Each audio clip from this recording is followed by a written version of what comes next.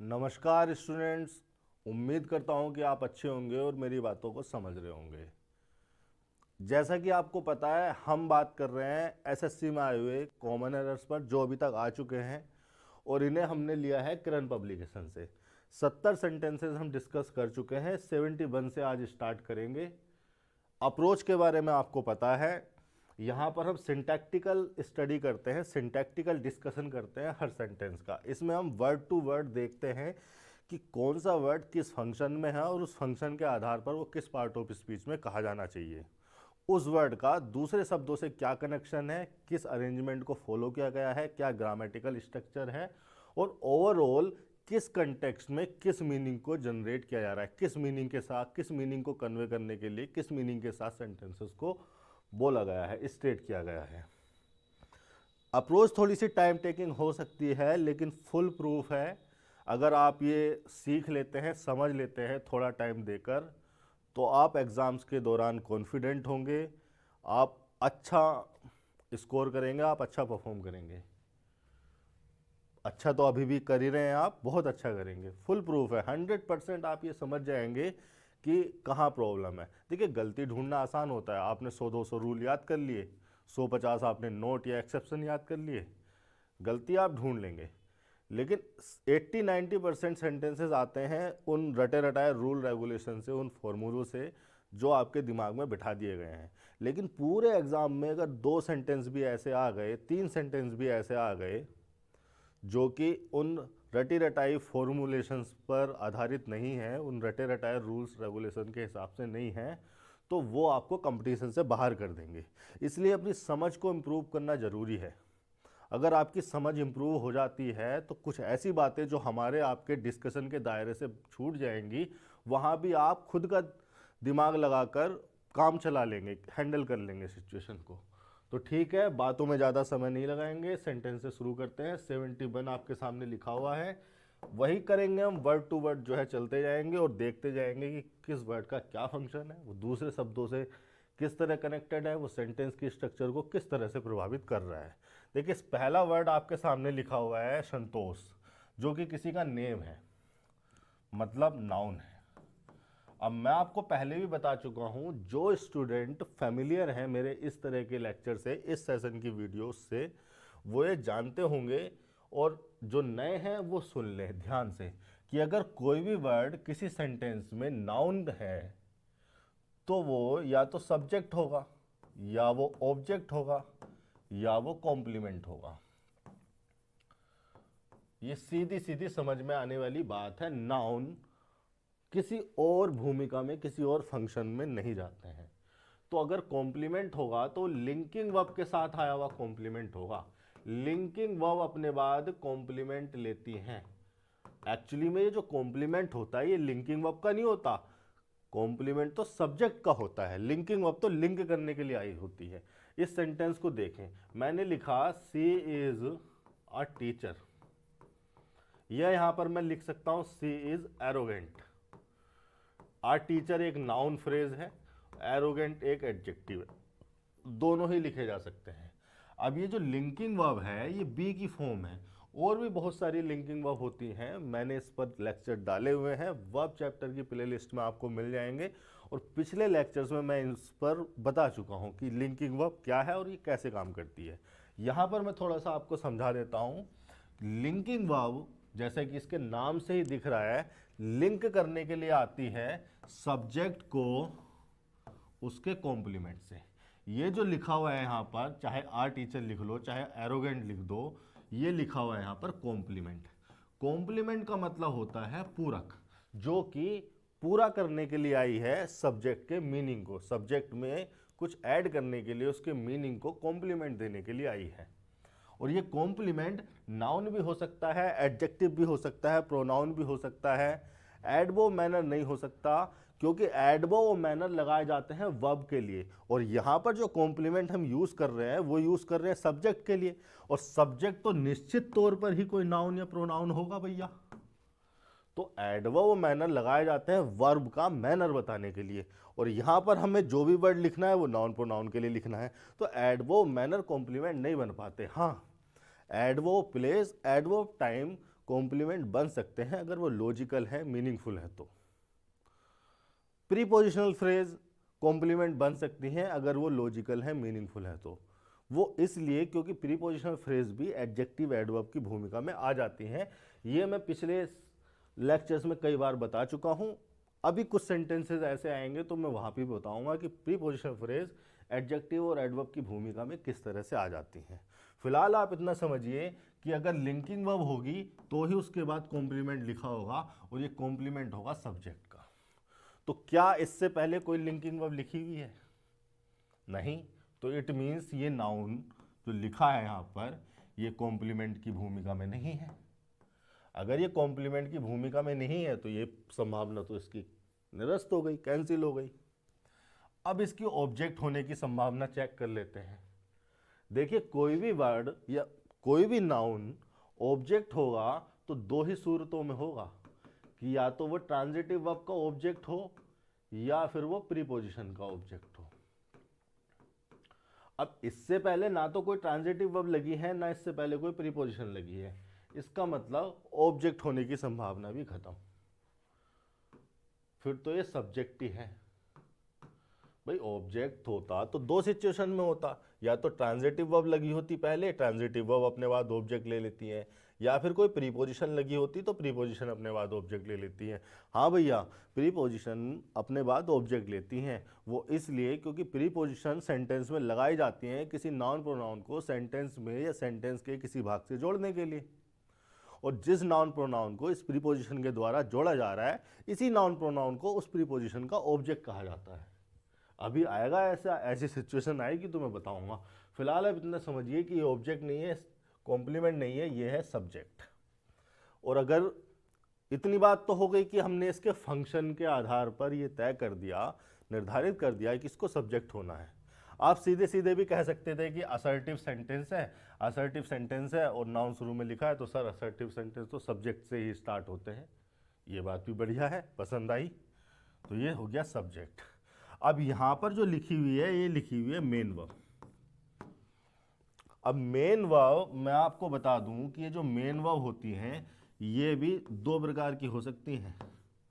या तो ये लिंकिंग वर्ब होंगी, या फिर ये एक्शन नेचर की वर्ब होंगी। देखिए, दोनों में डिफरेंस है। लिंकिंग वर्ब में और एक्शन नेचर की वर्ब में क्या डिफरेंस है? जैसे मैंने यहाँ पर एक सेंटेंस लिखा, सी इज ए टीचर। ऐसे ही मैं एक नीचे सेंटेंस लिखता हूँ, she is teaching. She is teaching, ठीक है, ठीक से लिख देता हूँ। यहाँ पर मैंने लिखा सी इज टीचिंग। आपको देख के समझ में आना चाहिए कि इज यहाँ पर हेल्पिंग वर्ब है। ये हेल्पिंग वर्ब इसलिए कही जा रही है क्योंकि मेन वर्ब लिखी हुई है। मेन वर्ब लिखी हुई है वर्ब की आईएनजी फॉर्म में, यानी कि ये है टीचिंग मेन वर्ब। अब यहाँ पर ये जो मेन वर्ब है, ये तो एक एक्टिविटी है, एक एक्शन को रिप्रेजेंट कर रही है। भाई टीच करना, स्टडी करना, लर्न करना, लेक्चर देना, ये तो सब एक्टिविटी हुई ना।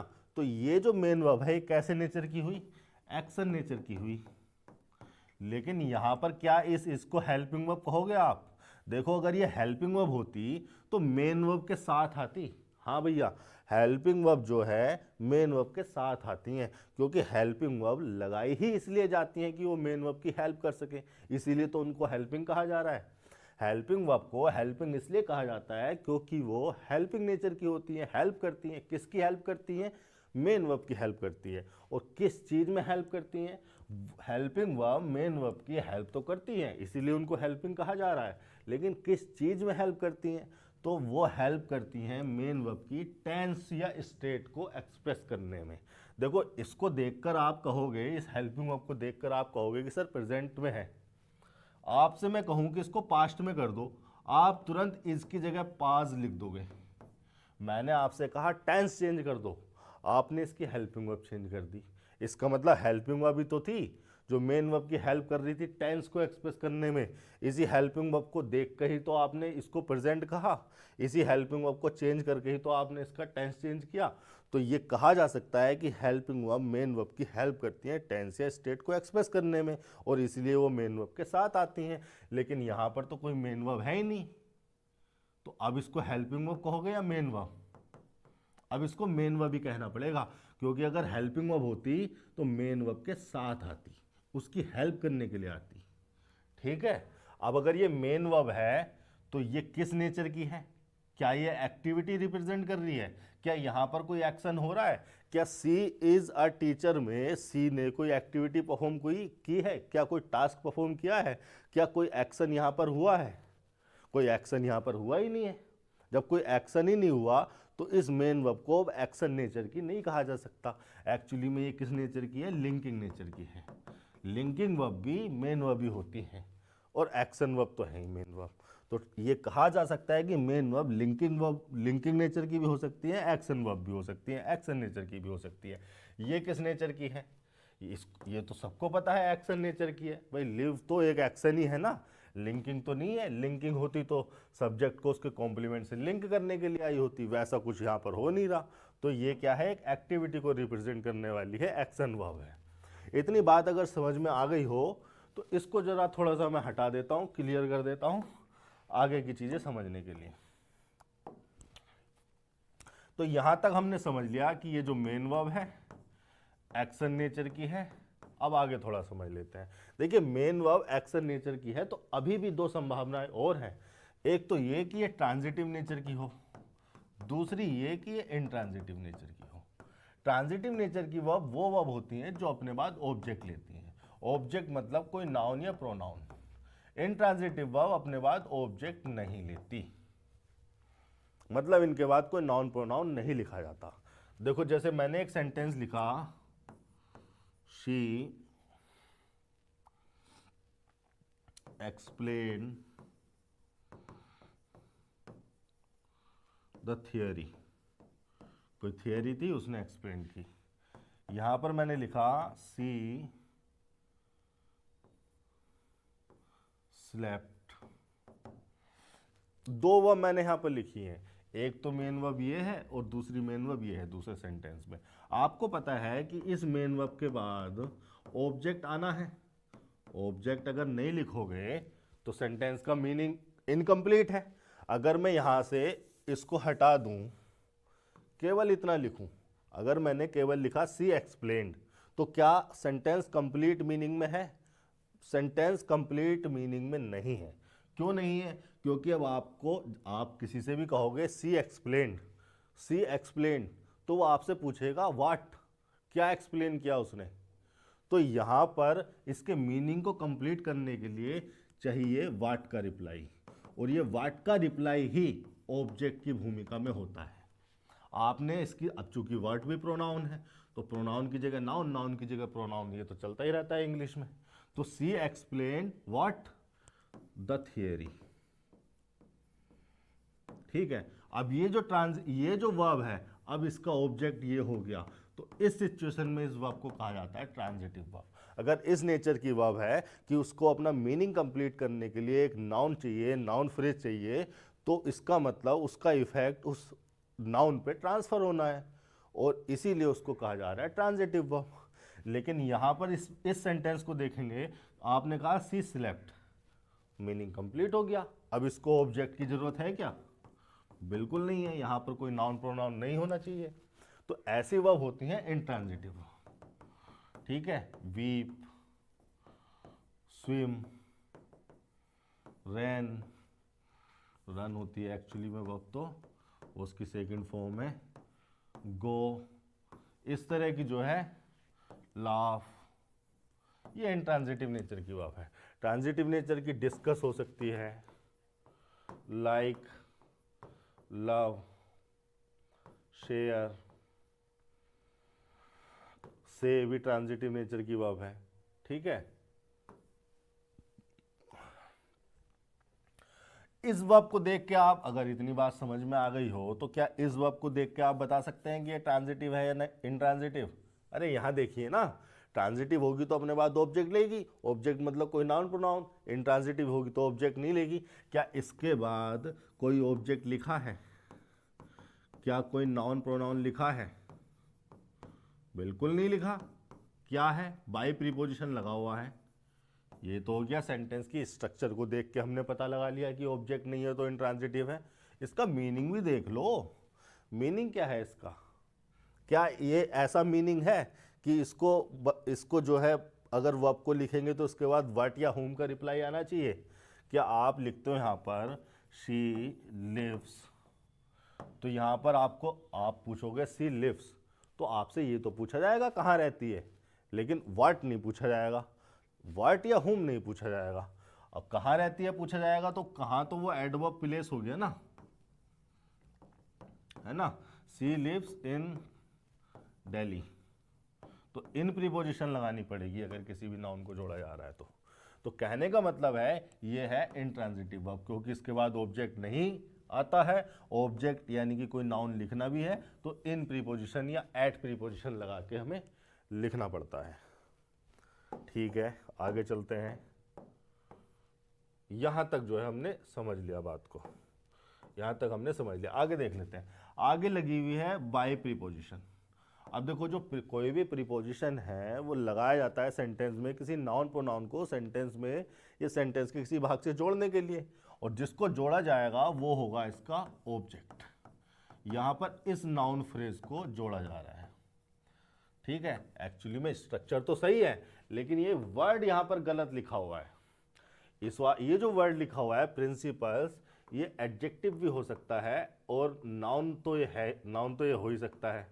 और इसका ये रिफ़र करता है, ये वर्ड रिफ़र करता है मेन, समथिंग मेन को, मेन या फिर कुछ इम्पोर्टेंट हो, मोस्ट इम्पोर्टेंट, या फिर कुछ बेसिक हो जो सबसे ज़रूरी हो, या प्राइमरी को, है ना। इन चीज़ों को ये रिफ़र करता है प्रिंसिपल।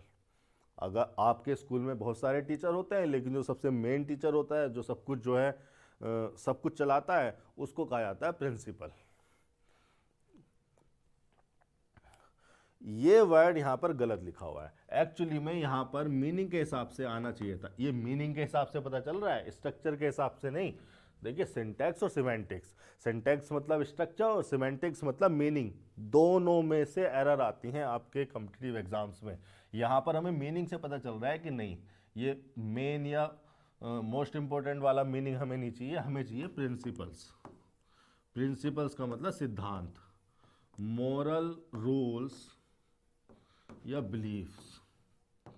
हमें मीनिंग से पता चल रहा है कि हमें इस वाले प्रिंसिपल्स की यहाँ पर ज़रूरत है, यहाँ पर इस वाले प्रिंसिपल्स की ज़रूरत है, तो इसकी जगह ये हो जाएगा। ये तो हो गई इसमें गलती कि प्रीपोजिशन और प्रीपोजिशन के बाद उसका ऑब्जेक्ट आना था, ऑब्जेक्ट में जो नाउन लिखा था वो मीनिंग के हिसाब से सही नहीं था, ये मीनिंग के हिसाब से सही है। मोरल रूल्स, किसी लिव्स बाय द प्रिंसिपल्स ही प्रोफेस। लेकिन एक चीज़ और है जो मैं आपको बता देना चाहता हूँ इस बाय प्रीपोजिशन के बारे में। कोई वर्ड सामने आ जाता है तो उसके बारे में जांच पड़ताल कर लेनी चाहिए, उसको समझ लेना चाहिए, वरना वो बाद में परेशान करेगा। यहाँ पर आ जाते हैं, ये लिखा मैंने बाय प्रीपोजिशन। अब बाय प्रीपोजिशन देखिए, प्रीपोजिशन का फंक्शन तो एक ही है। अगर किसी वर्ड को आप प्रीपोजिशन कह रहे हैं तो उसका जो मेन ऑब्जेक्टिव है, मेन फंक्शन है, वो तो यही है कि वो लिखा गया है अपने बाद आने वाले किसी नाउन प्रोनाउन को जोड़ने के लिए, या किसी नाउन प्रोनाउन को जोड़ने की हमें सेंटेंस में ज़रूरत थी मीनिंग के हिसाब से, इसलिए हमने प्रीपोजिशन लगा के उसको जोड़ दिया मीनिंग के हिसाब से। लेकिन एक एक प्रीपोजिशन बहुत सारे वेरियस मीनिंग्स में, वेरियस यूजेस में जो है इस्तेमाल कर लेते हैं हम, बहुत ज़्यादा एप्लीकेशन है इनके। तो मैं यहाँ पर मेन लिखवा देता हूँ बाई को लेकर, बाकी अगर दो चार रह भी जाएंगे तो बहुत सारे सेंटेंसेस हैं, अभी 1800, 1900, 2000 के आसपास सेंटेंसेस हैं, तो कोई भी चीज़ आपकी छूटेगी नहीं, वो धीरे धीरे होती रहेंगी। बाय प्रीपोजिशन के जो मेन यूजेस हैं, जो मुझे मोस्टली दिखाई देते हैं कॉम्पिटिटिव एग्जाम्स में, सेंटेंसेस में, वो मैं आपके सामने लिखवा देता हूँ। देखिए, पहला यूज़ तो इसका है कि ये डूअर को रिफ़र करने के लिए लिख दिया जाता है। डूअर को रिफ़र करने के लिए कब लिखा जाता है? ये पैसिव में। जैसे आपने एग्जाम्पल के तौर पर एक सेंटेंस लिखा, the essay was written by her, ये सेंटेंस आपने लिखा, तो आपने ये जो बाय प्रीपोजिशन लगाई है, इसके बाद जो ये ऑब्जेक्ट लिखा है हर, ये डूअर ही तो है। डूअर किसका? डू का मतलब करना और डूअर का मतलब करने वाला। किसका डूअर है? किस काम को करने वाला है? ये इस काम को करने वाला है। ये जो रिटर्न वाला काम हुआ है, ये इसी डूअर के हिसाब से तो हुआ है। क्योंकि ऑब्जेक्टिव केस में इसको इसलिए लिखा गया, शी नहीं लिखा हमने लिखा हर। इसको ऑब्जेक्टिव केस में इसलिए लिखा गया है क्योंकि प्रीपोजिशन लगी थी और प्रीपोजिशन के बाद ऑब्जेक्ट आना चाहिए, तो उसको प्रोनाउन को ऑब्जेक्टिव केस में लिखा। ठीक है, एक यूज तो इसका ये हो गया। दूसरा यूज इसका मिलता है, ये यूज क्या आता है, to show how something is done. दूसरा जो यूज है इसका, जो मुझे मोस्टली दिखाई देता है, वो यहां पर to show how something is done. How something is done मतलब कोई चीज कैसे की गई, कैसे की गई मतलब उसका मैनर, यानी कि मैनर को रिफर करने के लिए, मैनर को रिफर करने के लिए भी हम बाय प्रीपोजिशन का यूज करते हैं। जैसे मैंने एक सेंटेंस लिखा, she learn English by watching movies. ठीक है, तो ये हो गया बाय प्रीपोजिशन, और इस प्रीपोजिशन के बाद ये हो गया ऑब्जेक्ट। हालांकि कोई टिपिकल नाउन या प्रोनाउन नहीं है आपका ऑब्जेक्ट। ये जो टिपिकल नाउन प्रोनाउन बोल रहा था मैं, जैसे राम एक नाउन हो गया है ना, ताजमहल एक नाउन हो गया, उस टाइप का कोई नाउन यहाँ पे नहीं लगा। लेकिन ये जो वर्ब की आईएनजी फॉर्म लगी है, ये नाउन ही है भैया। वर्ब की आईएनजी फॉर्म देखो, प्रीपोजिशन के बाद क्या लगा है, उसका ऑब्जेक्ट। तो वर्ब की आईएनजी फॉर्म अगर ऑब्जेक्ट का काम कर रही है, और ऑब्जेक्ट कोई नाउन या प्रोनाउन ही हो सकता है। प्रोनाउन तो यहाँ पर है नहीं, प्रोनाउन का स्कोप यहाँ पर नहीं है। प्रोनाउन तो वो है जो आपने याद किए हुए हैं, वो सीमित है, उतनी है प्रोनाउन। नाउन कोई भी वर्ड हो सकता है। तो प्रीपोजिशन के बाद लगा होना चाहिए उसको ऑब्जेक्ट, ये ऑब्जेक्ट लगा है। और ऑब्जेक्ट है क्या, वर्ब की आईएनजी फॉर्म, यानी कि वर्ब की आईएनजी फॉर्म ऑब्जेक्ट का काम कर रही है। और वर्ब की आईएनजी फॉर्म अगर ऑब्जेक्ट का काम कर रही है, तो ऑब्जेक्ट कोई नाउन हो सकता है, और वर्ब की आईएनजी फॉर्म नाउन का काम कर रही है, तो उसको कहते हैं जीरेंड। वर्ब की आईएनजी फॉर्म जब सेंटेंस में नाउन का काम करती है, अर्थात वो सब्जेक्ट या ऑब्जेक्ट का काम करने लगती है, तो उसको कहा जाता है जीरेंड। तो यहां पर ये जो है, ये स्ट्रक्चर है, बाय प्रीपोजिशन उसके बाद ऑब्जेक्ट। लगा क्या है ये एक्चुअली में लगा हुआ है मैनर, कि ये काम उसने कैसे किया। सी लर्न इंग्लिश कैसे, by watching movies. How, how का रिप्लाई, यानी कि ये लगा हुआ है एडवर्ब ऑफ मैनर। तो इस तरह से मैनर को इंट्रोड्यूस करने के लिए भी, मैनर को रिफर करने के लिए भी बाय प्रीपोजिशन का यूज कर लिया जाता है। एक एग्जाम्पल और समझा देता हूं मैं इस चीज से रिलेटेड। जैसे मैंने लिखा दे,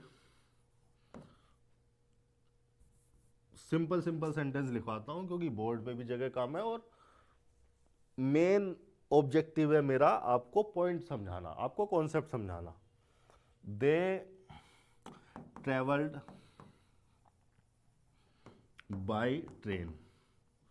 इस सेंटेंस में आप देखेंगे तो बाय प्रीपोजिशन, और उसके बाद जो लिखा हुआ है ये नाउन, ये तो टिपिकल नाउन है। ये जो नाउन लिखा हुआ है, ये लिखा हुआ है means of transportation. Means of transportation है ना, यातायात का माध्यम लिखा हुआ है ट्रेन। यहां पर भी ये इसी मीनिंग में यूज हुआ है। यहां पर भी ये जो बाई है, इसी मीनिंग को रिफर करने के लिए यूज हुआ है कि हाउ समथिंग इज डन। उन्होंने ट्रेवल्ड कैसे किया, by train, by using train. ठीक है, तो यहां पर भी ये मैनर को ही रिफर कर रहा है। एक सेंटेंस और लिखवाना चाहता हूं आपको, इसको हटा देता हूं।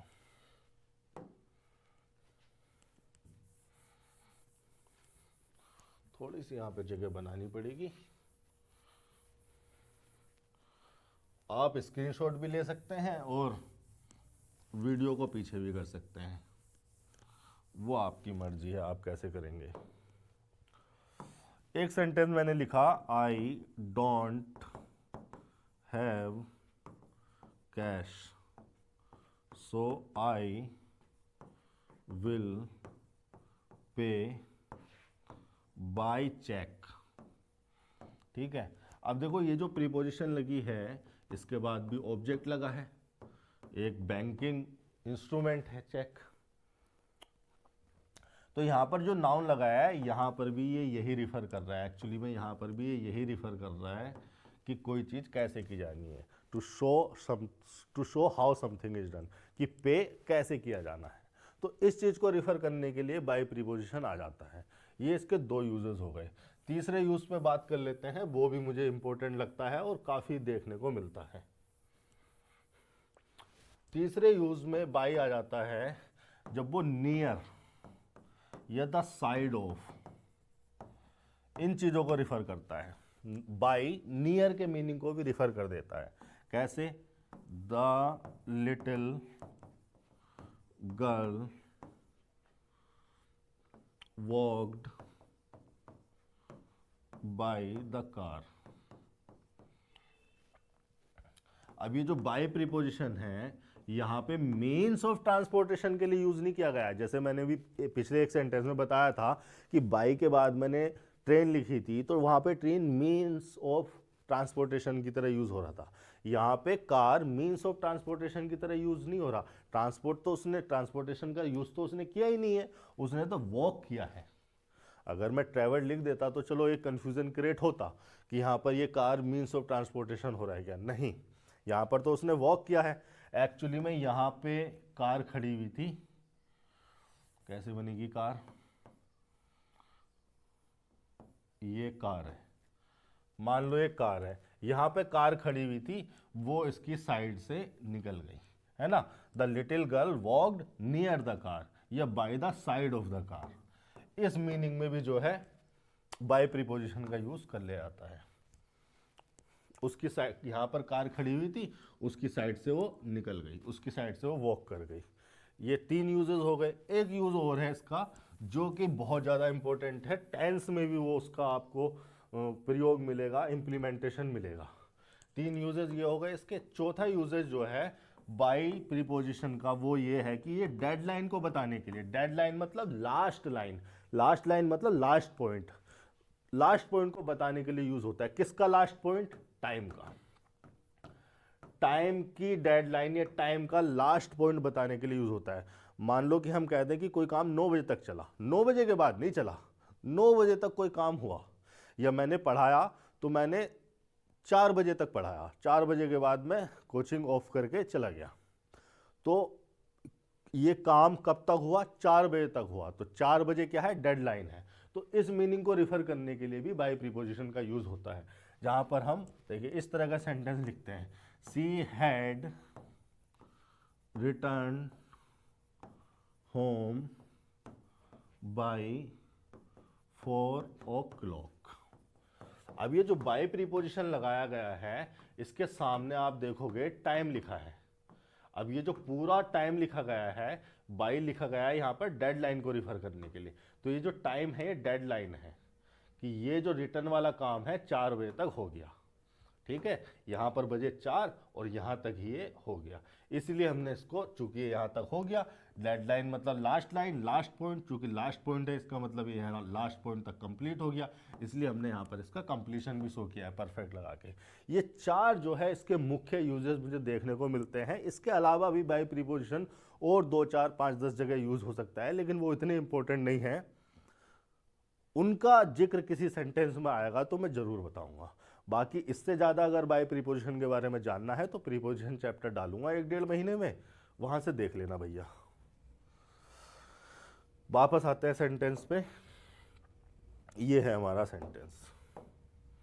तो बाय प्रीपोजिशन का यूज हमने देख लिया। बाय प्रीपोजिशन के बाद उसका ऑब्जेक्ट लगा हुआ है, प्रिंसिपल्स नहीं होना है, मीनिंग के हिसाब से गलत है, प्रिंसिपल्स होगा। यहां तक हमने समझ लिया। थोड़ा सा मैं इसको क्लियर करता हूं, जगह बनाता हूं आगे के लिए। ये अब आगे लगा हुआ है एक प्रोनाउन। जिस प्रकार से मैंने अभी बताया था कि कोई भी नाउन सब्जेक्ट हो सकता है, ऑब्जेक्ट हो सकता है, कॉम्प्लीमेंट हो सकता है, उसी प्रकार से कोई भी प्रोनाउन सब्जेक्ट हो सकता है भैया, ऑब्जेक्ट हो सकता है या कॉम्प्लीमेंट हो सकता है। अब देखो कॉम्प्लीमेंट होता तो लिंकिंग वर्ब के साथ लिखा होता, लिंकिंग वर्ब यहाँ पर है नहीं, तो ये कॉम्प्लीमेंट नहीं है। ये वाला प्रोनाउन कॉम्प्लीमेंट नहीं है। अगर ये ऑब्जेक्ट होता तो ट्रांजिटिव वर्ब का ऑब्जेक्ट होता या फिर प्रीपोजिशन का ऑब्जेक्ट होता। इससे पहले ना तो ट्रांजिटिव वर्ब लिखी है ना प्रीपोजिशन लिखी है, ना ही ये ऑब्जेक्ट है। पहली बात तो ये, और दूसरी बात अगर ऑब्जेक्ट होता तो हिम लिखा होता, ऑब्जेक्टिव केस में होता। इट मीन्स ये ऑब्जेक्ट नहीं है, फिर ये क्या है? फिर तो ये सब्जेक्ट ही है। अब ये तय हो गया प्रोनाउन सब्जेक्ट है तो इसका मतलब कोई वर्ब भी होगी भाई सब्जेक्ट ऐसे तो लिखा नहीं होगा, सब्जेक्ट तो वर्ब के कॉम्बिनेशन में लिखे जाते हैं, तो सब्जेक्ट होगा तो उसके लिए ही मेन वर्ब ये। अब इस मेन वर्ब का प्रोफेस, प्रोफेस का मतलब होता है to say that something is true and correct, मतलब किसी आइडियोलॉजी को, किसी भी रूल को या किसी भी चीज़ को ये कहना कि हाँ ये सही है, उसके उसके उसको पॉजिटिवली कहना, उसको लोगों से कहना कि हाँ ये ऐसा ही है। ठीक है, जैसे बहुत लोग होते हैं, कोई लेफ्ट की आइडियोलॉजी को प्रोफेस करता है, कोई राइट की आइडियोलॉजी को, कोई सेकुलर, ठीक है, इन बिलीव्स को, इन आइडियोलॉजीज़ को, इन आइडियाज़ को या किसी स्टेटमेंट को, किसी बात को कहना पॉजिटिवली कि हाँ ये सही है, इसको कहते हैं प्रोफेस करना। अब ये जो प्रोफेस मेन वर्ब है, ये ट्रांजिटिव नेचर की वर्ब है। अब अगर ये ट्रांजिटिव नेचर की वर्ब है, भाई प्रोफेस करोगे टू से समथिंग, प्रोफेस का मतलब समझिए टू से समथिंग, अगर से करोगे तो से समथिंग, क्या से किया, जैसे मैं आपसे कहूँ सी सेज, तो आपके दिमाग में आता है ना व्हाट का रिप्लाई, सी सेज व्हाट, उसी तरह से ही प्रोफेसेस व्हाट, क्या प्रोफेस करता है वो, यानी कि व्हाट का रिप्लाई हमें यहाँ पर चाहिए, व्हाट का रिप्लाई हमें चाहिए तो इसका मतलब ऑब्जेक्ट चाहिए। ठीक है, ऑब्जेक्ट यहाँ पर चाहिए तो इसका मतलब ये क्या है, ट्रांजिटिव वर्ब है, और ट्रांजिटिव वर्ब है तो ऑब्जेक्ट तो चाहिए। तो अगर इसका ऑब्जेक्ट चाहिए तो ऑब्जेक्ट कहाँ है भैया, यहाँ तो फुल स्टॉप लगा हुआ है, कहाँ है इसका ऑब्जेक्ट, क्या ट्रांजिटिव वर्ब बिना ऑब्जेक्ट के लिखी हुई है, हाँ लिखी हुई है, तो क्या ये गलत हो गई, नहीं, गलती तो यहाँ थी, वो सही कर दी हमने, ये तो सही लिखी हुई है। पहली चीज तो आप ये देखो कि ये ट्रांजिटिव वर्ब बिना ऑब्जेक्ट के लिखी हुई है, कहाँ गया इसका ऑब्जेक्ट।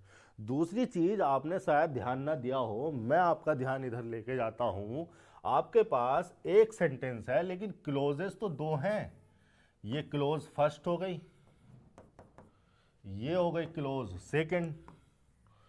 भैया एक्चुअली में क्लोज को पहचानने का सही तरीका ये है कि सब्जेक्ट और मेन वर्ब के कॉम्बिनेशन देख लो सेंटेंस में, जितना एक सब्जेक्ट एक मेन वर्ब का कॉम्बिनेशन एक क्लोज। अब एक सब्जेक्ट एक मेन वर्ब क्लोज फर्स्ट, एक सब्जेक्ट एक मेन वर्ब क्लोज सेकंड। अब दो अगर क्लोजेज हैं, ये लिखिए अगर आपकी क्लोजेज दो, तो दो क्लोज को जोड़ने के लिए कंजंक्शन होना चाहिए था बीच में, कहाँ है वो कंजंक्शन, पढ़ा है ना, समझा है ना चीज़ों को, तो भैया दो क्लोजेस को जोड़ने के लिए कंजंक्शन चाहिए, तो कहाँ है वो कंजंक्शन, पूरे सेंटेंस में कोई कंजंक्शन ही लगा हुआ नहीं है और दो क्लोजेस को जोड़ दिया और सेंटेंस भी सही है, गलती यहीं पर है, इसको समझ लेते हैं। ठीक है, कंजंक्शन यहां पर होना चाहिए था, वो कंजंक्शन गया कहां, इसको समझने के लिए मैं आपको एक और कॉन्सेप्ट समझाने वाला हूं, तो थोड़ी सी कमर कस लीजिए, चीज़ें एक बार समझ में आ जाएंगी तो जीवन भर के लिए आपके साथ रहेंगी। मैं बार बार आपको बोल रहा हूं, आपको थोड़ी सी हिम्मत करनी होगी मेरे साथ डटे रहने की, क्योंकि मैं तो पता नहीं किस तरह का इंसान हूँ, किस मिट्टी का हूँ, मैं तो इन चीज़ों को इतनी डिटेल में खुद भी मैंने पढ़ा है और इतनी डिटेल में अपने स्टूडेंट्स को समझाता हूँ। यूट्यूब पे या यूट्यूबर जो कम्युनिटी है या यूट्यूब पे जो व्यूअर्स हैं, हमारे स्टूडेंट्स हैं, उनके बारे में मुझे इतनी नॉलेज नहीं है। वैसे तो सभी मेरे आपके जैसे ही लोग होंगे, इंसान होंगे, तो मैं एक्सपेक्ट करता हूँ आपसे कि आप डटे रहिए, आप मेरी बातों को समझते रहिए, ये बातें बहुत ही काम आने वाली हैं। देखो एक्चुअली में, चलो सेंटेंस पे ले चलता हूँ, पहले सेंटेंस ही थोड़ा सा मैं बता देता हूँ, फिर थोड़ा और समझा दूंगा। आप अगर इस सेंटेंस को देखेंगे तो आपको इतनी बात तो समझ में आई गई होगी कि ट्रांजिटिव वर्ब है, उसका ऑब्जेक्ट चाहिए, और इसका ऑब्जेक्ट मैं आपको बता दूं क्या होना चाहिए था, इसका ऑब्जेक्ट होना चाहिए था द प्रिंसिपल्स। ये जो प्रिंसिपल्स हमने यहाँ लगाया था ना, यही इसका ऑब्जेक्ट होना चाहिए था। भाई यही तो प्रोफेस करता है वो, क्या प्रोफेस करता है वो, इन्हीं प्रिंसिपल्स को तो प्रोफेस करता है, जिन प्रिंसिपल्स के यूज़ करके वो अपना जीवन जीता है, इन्हीं प्रिंसिपल्स को वो प्रोफेस करता है। तो इस ट्रांजिटिव वर्ब का ऑब्जेक्ट होना था द प्रिंसिपल्स, लेकिन द प्रिंसिपल्स यहाँ लिखा हुआ है, तो या तो एक तरीका है हमारे पास कि द प्रिंसिपल्स अगर हमने यहाँ पर यूज़ कर लिया तो यहाँ पर द प्रिंसिपल्स को दोबारा यूज करने की जरूरत नहीं है, इसकी जगह कोई प्रोनाउन लिख दो, देम लिखा जा सकता है। लेकिन अगर हमने यहाँ पर देम लिख दिया तो हमें यहाँ पर कंजंक्शन लगाना पड़ेगा, इसलिए देम अगर लिखेंगे तो यहाँ पर कंजंक्शन लगाना पड़ेगा ही से पहले। या फिर एक तरीका और है हमारे पास, एक तरीका और है हमारे पास, और वो तरीका है कि हम यहाँ पर ये द प्रिंसिपल्स वगैरह इसका ऑब्जेक्ट कुछ ना लिखें, हमें पता है इसका ऑब्जेक्ट चाहिए, तो इससे पहले हम रिलेटिव प्रोनाउन लगा दें। हम यहाँ पर क्या लगा दें, रिलेटिव प्रोनाउन लगा दें। रिलेटिव प्रोनाउन कौन सा वाला लगेगा, विच लगेगा। अब देखो विच लगा के देखो, सेंटेंस बिल्कुल सही लग रहा होगा। Santosh lives by the principles which he professes. अब देखो विच जो हमने रिलेटिव प्रोनाउन लगा दिया, ये रिलेटिव प्रोनाउन इस ट्रांजिटिव वर्ब के लिए ऑब्जेक्ट बन जाएगा। और ये रिलेटिव प्रोनाउन लगा किसके लिए है, इस एंटीसीडेंट के लिए। एक्चुअली में इसीलिए तो इनको रिलेटिव प्रोनाउन कहा जाता है, क्योंकि ये रिलेट कर देते हैं इस एंटीसीडेंट को इस वाली क्लोज में, सबऑर्डिनेट क्लोज में। जिस क्लोज को रिलेटिव प्रोनाउन जोड़ते हैं, जिस सबऑर्डिनेट क्लोज को रिलेटिव प्रोनाउन जोड़ते हैं, उस सबऑर्डिनेट क्लोज में ये अपने एंटीसीडेंट को या एंटीसीडेंट के मीनिंग को रिलेट कर देते हैं। और यहाँ पर विच लगा है, आपको कोई आपत्ति नहीं होगी, मैं जानता हूँ आपने विच लगा हुआ देखा होगा, और इस ट्रांजिटिव वर्ब का ऑब्जेक्ट हो गया ये विच। ठीक है, विच लगा है और लगा होना चाहिए, और हमने लगा दिया तो बात समझ में आ रही है, सीधी सीधी है। लेकिन विच को हटाया क्यों गया है, ठीक है, और विच को हटा के भी सेंटेंस कैसे सही है, ये समझना जरूरी है। क्योंकि बहुत जगह आपको ये लगा हुआ मिलेगा और बहुत जगह ये आपको हटा हुआ भी मिल सकता है। तो आप इसे गलती ना मान लें, और गलती होगी भी तो किस सिचुएशन में होगी। चलो ये थोड़ा सा समझ लेते हैं। देखिए यहां पर मैंने 2 सेंटेंसेस लिखे हैं। Mister Sharma who is a teacher lives in Delhi। इसी से मिलता जुलता एक सेंटेंस और लिख रहा हूं, मिस्टर शर्मा who is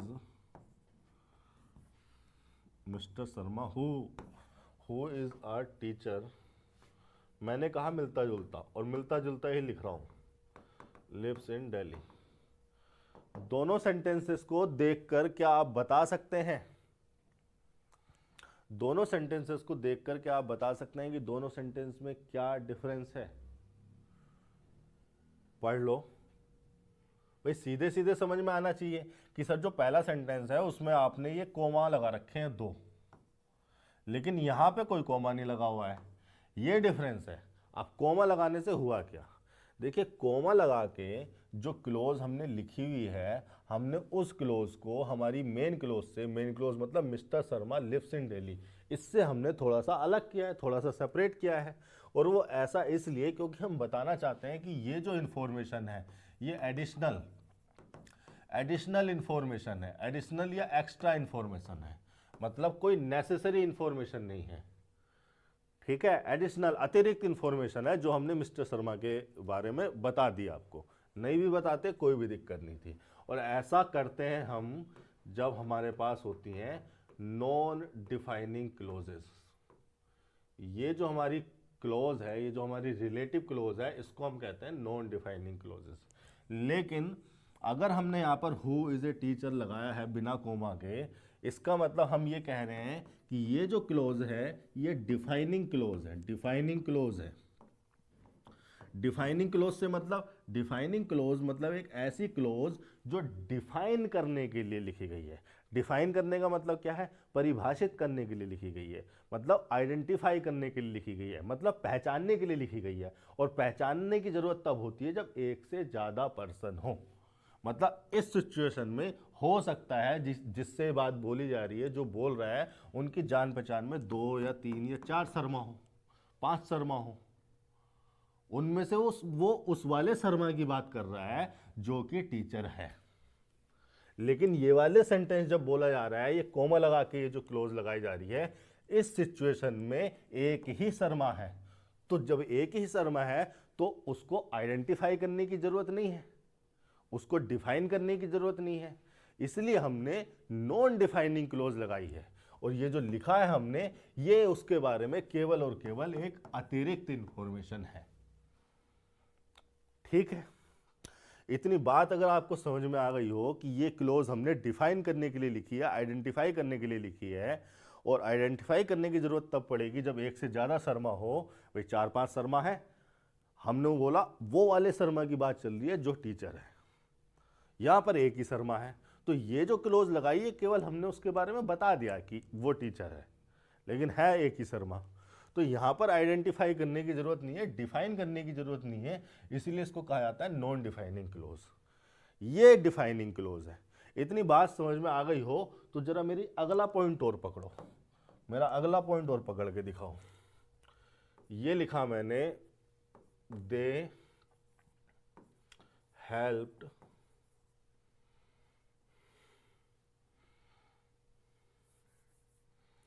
दे, इस तरह से लिखते हैं, the girl who helped me is very nice. ठीक है, एक सेंटेंस मैंने ये लिखा,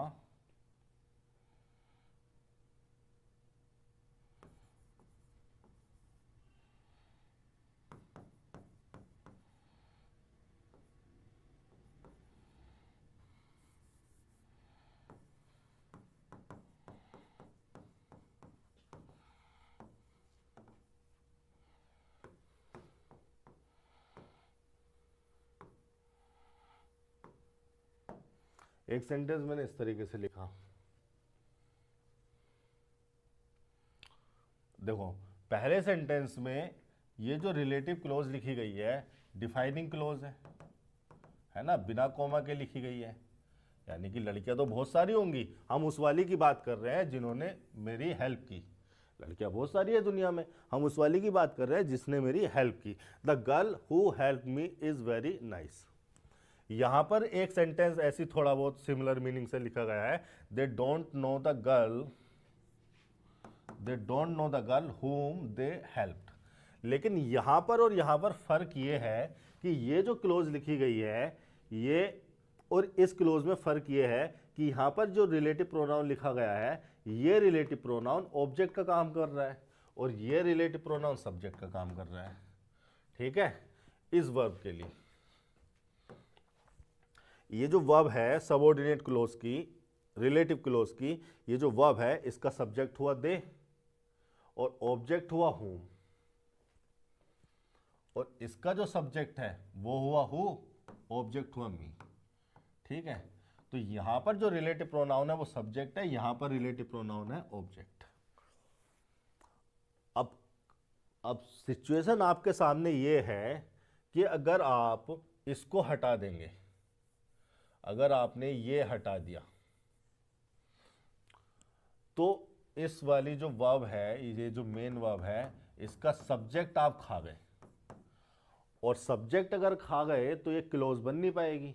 अगर ये क्लोज नहीं बन पाएगी तो ये जो कॉम्प्लेक्स स्ट्रक्चर थी ये खराब हो गई, है ना। हमें दो क्लोज चाहिए ना, अगर दो मेन वर्ब है, अगर दो मेन वर्ब है तो दो सब्जेक्ट होने चाहिए, इसलिए इस हु को तो हटा नहीं सकते, लेकिन इस हुम को हटाना कंपलसरी होता है। इस हुम को आप लिख भी सकते हैं, इस हुम को आप हटा भी सकते हैं और यहां पर लिख भी सकते हैं। यानी कि अगर आप ऐसे लिखते हैं, they don't know the girl they helped, तो ये अंडरस्टूड हो गया कि ये जो ट्रांजिटिव वर्ब है इसका ऑब्जेक्ट ये गर्ल, गर्ल तो है ही लेकिन गर्ल नहीं है एक्चुअली में, मतलब गर्ल का मीनिंग इसका ऑब्जेक्ट है, यानी कि यहां पे कोई रिलेटिव प्रोनाउन लगा हुआ है। रिलेटिव प्रोनाउन को यहां पर हटाना ऑप्शनल होता है, लेकिन कब, जब डिफाइनिंग क्लोज हो, नॉन डिफाइनिंग क्लोज में नहीं हटा सकते। ठीक है, तो अगर आप आप इस तरह से इस चीज़ को समझें कि अगर आपके पास ये जो रिलेटिव प्रोनाउन है ये ऑब्जेक्ट है और डिफाइनिंग क्लोज है तो आप उसको हटा भी सकते हैं, लेकिन अगर वो सब्जेक्ट हो रहा है तो आप रिलेटिव प्रोनाउन को नहीं हटा सकते। केवल तभी हटा सकते हैं जब वो ऑब्जेक्ट के फंक्शन में हो, जब वो ऑब्जेक्ट का काम कर रही हो। वापस आते हैं सेंटेंस पे। यहां पर यही हुआ, ये जो ट्रांजिटिव वर्ब थी, ये जो ट्रांजिटिव वर्ब थी इसका ऑब्जेक्ट हमें चाहिए था, ऑब्जेक्ट हमारा हमने बनाया विच, तो इस विच को हटाया भी जा सकता है। ठीक है, लिख देंगे तो भी सही है, नहीं लिखेंगे तो भी सही है। वो लिखने का एक तरीका है, पहले लिखा जाता था, धीरे धीरे धीरे धीरे जो बड़े राइटर्स हैं वो कुछ चीज़ें करने लगते हैं तो छोटे राइटर्स भी, छोटे ग्रामेरियंस भी उसको फॉलो करने लगते हैं। ये कोई ऐसा कोई बहुत बड़ा कॉन्सेप्ट नहीं है, ये जस्ट लिखने का एक मैनर है। उनको लगा कि यार ये सब्जेक्ट तो है ही, तो मतलब ये क्लोज तो हो ही रही है, हालांकि ये रिलेटिव प्रोनाउन इंपॉर्टेंट बहुत था, ये कंजंक्शन का भी काम कर रहा था और इसके लिए ऑब्जेक्ट का भी काम कर रहा था, लेकिन यहाँ पर उन्होंने इसको हटाया और पूरी सेंटेंसेस को, पूरी स्ट्रक्चर को ऐसे ही इंटैक्ट रहने दिया। तो ये लिखने का एक तरीका है कि अगर आपके पास डिफाइनिंग क्लोज है और डिफाइनिंग क्लोज है कि बिना कॉमा के लगी है और यहाँ पर रिलेटिव प्रोनाउन, अगर रिलेटिव प्रोनाउन आपका ऑब्जेक्ट का काम कर रहा है यानी कि हुम है या विच है, तो विच तो सब ऑब्जेक्ट का काम कर सकता है, तो उसको हटाया जा सकता है, लिखा भी जा सकता है। ये इस क्लोज में यही हो रहा है। ये हो गए आपके 71 सेंटेंसेस। 72वें सेंटेंस पे चलते हैं। काफ़ी समय ले लिया इस सेंटेंस ने, 30-40 मिनट तो निकल ही गए होंगे एक ही सेंटेंस पे। चलो कोई बात नहीं, बातें समझ में आनी चाहिए। 72, When the stranger saw me, he seemed to recognize me and asked me what was my name. When जो वर्ड है वो कंजंक्शन भी हो सकता है, एडवर्ब भी हो सकता है, लेकिन चाहे वो कंजंक्शन हो चाहे वो एडवर्ब हो, रेफरेंस वो टाइम का ही देगा। भाई एडवर्ब अगर लगा होगा तो भी वो टाइम का रेफरेंस देगा, कंजंक्शन लगा होगा तो भी वो टाइम का रेफरेंस देगा। यहाँ भी वो वही कर रहा है, वैन लगा है कंजंक्शन की तरह। कैसे पता चला मुझे कंजंक्शन की तरह लगा है? क्योंकि आगे पूरी क्लोज लगी है और इस क्लोज को और इस क्लोज को जोड़ने के लिए ये कंजंक्शन लगाया गया है। भाई ये क्लोज 1 है, क्या बताई क्लोज की पहचान मैंने?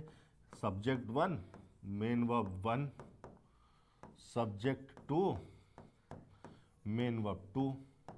तो यहाँ पर एक सब्जेक्ट एक मेन वर्ब, एक सब्जेक्ट एक मेन वर्ब, ये तो दो क्लोजेज हैं, तो दो क्लोजेस को जोड़ने के लिए कंजंक्शन चाहिए, तो हमने वैन को कंजंक्शन की तरह यूज किया है। अब वैन करता है टाइम को रिफर, तो ये जो वैन से जोड़ के जो क्लोज लिखी गई है इसको कहा जाता है वैन क्लोज। आप इसको वैन क्लोज कह लो, आप इसको सबऑर्डिनेट क्लोज भी कह सकते हैं, क्योंकि वैन जो है सबऑर्डिनेट कंजंक्शन है।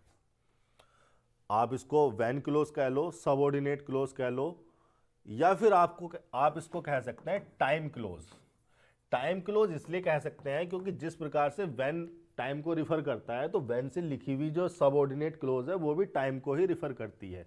कैसे करती है?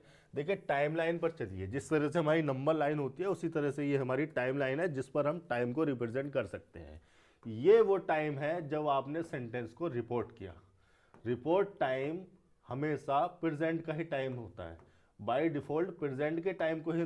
देखिए जिस समय आपने किसी सेंटेंस को कहा बस वही समय प्रेजेंट का है, उससे पहले का सारा पास्ट और उसके बाद का सारा फ्यूचर।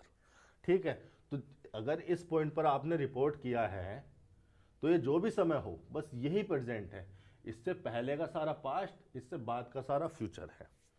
और आपने क्या लिखा है यहाँ पर? When the stranger saw me. Stranger होगी नाउन फ्रेज यानी कि सब्जेक्ट, और ये है मेन वर्ब, और मेन वर्ब है वर्ब की सेकंड फॉर्म में यानी कि पास्ट इंडेफिनिट में लिखी हुई है।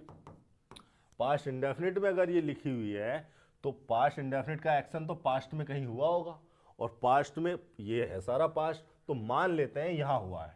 चलो ठीक है, आपकी बात सुन लेते हैं, मान लेते हैं यहाँ हुआ है। ठीक है, इस बार फाइनल कर लेते हैं। पास्ट में कहीं हुआ होगा तो पास्ट में मान लिया कि यहां होगा।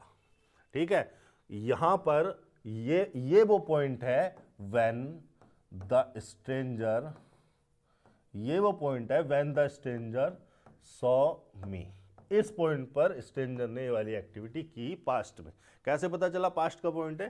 क्योंकि वर्ब की सेकंड फॉर्म थी तो पास्ट में हुआ होगा ये एक्शन, तो मान लिया कि इस पॉइंट पर ये वाली एक्टिविटी हुई। इस प्रकार से इस व्हेन क्लोज ने, इस पूरी व्हेन क्लोज ने पास्ट में एक स्पेसिफिक पॉइंट को रिफर कर दिया। हमें कोई टाइम तो नहीं पता, 25 तारीख 9 बजे, 28 तारीख 12 बजे, 4 तारीख सोमवार का दिन 7 बजे, हमें ऐसा कोई टाइम तो नहीं पता, लेकिन हमें इस इवेंट के बारे में पता है। तो जो भी जिस भी समय पे ये इवेंट हुआ हो, इस इवेंट को ही हमने टाइम मान लिया।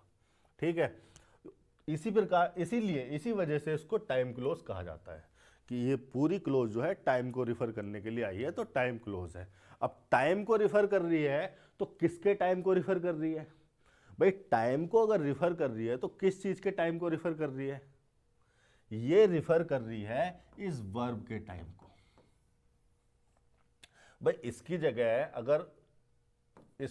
अगर इस टाइम क्लोज की जगह 28 तारीख 9 बजे लिखा होता तो आप इसे क्या कहते कि साहब ये एडवर्ब ऑफ टाइम है।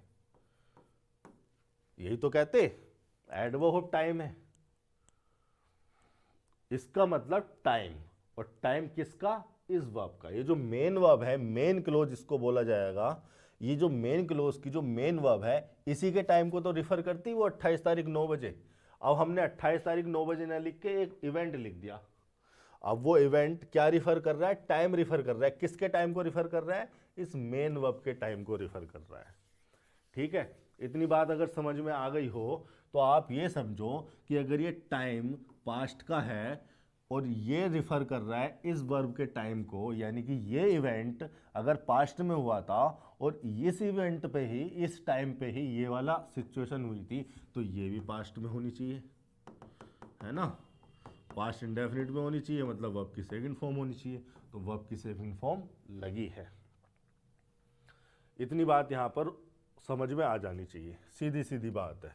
कुछ छूट तो नहीं रहा बताने से आपको? देख लेता हूं।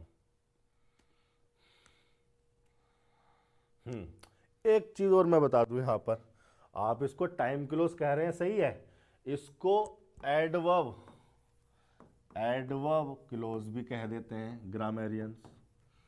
इसको देखिए, मैं ये बातें आपको इसलिए बता रहा हूं क्योंकि ऐसा हो सकता है कि आप किसी चीज़ को लेकर गूगल पे जाएं या किसी दूसरे ग्रामेरियन से बहस करें या किसी दूसरे टीचर के पास जाएं, किसी दूसरे स्टूडेंट से पूछें, किसी और की बात सुने, तो वो इसको एडवर्ब क्लोज कह दें।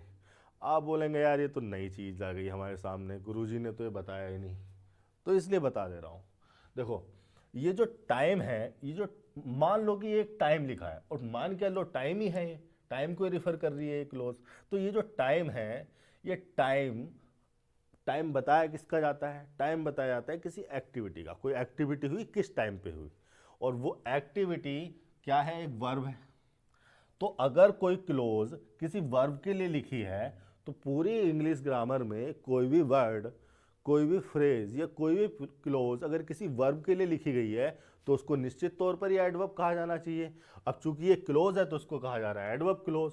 कुछ ग्रामेरियन इसको कह देते हैं एडवर्ब ऑफ टाइम क्लोज, या कुछ अच्छे ग्रामेरियन जो हैं, अच्छे कह लो या जो भी कह लो, वो इसको कह देता है एडवर्बियल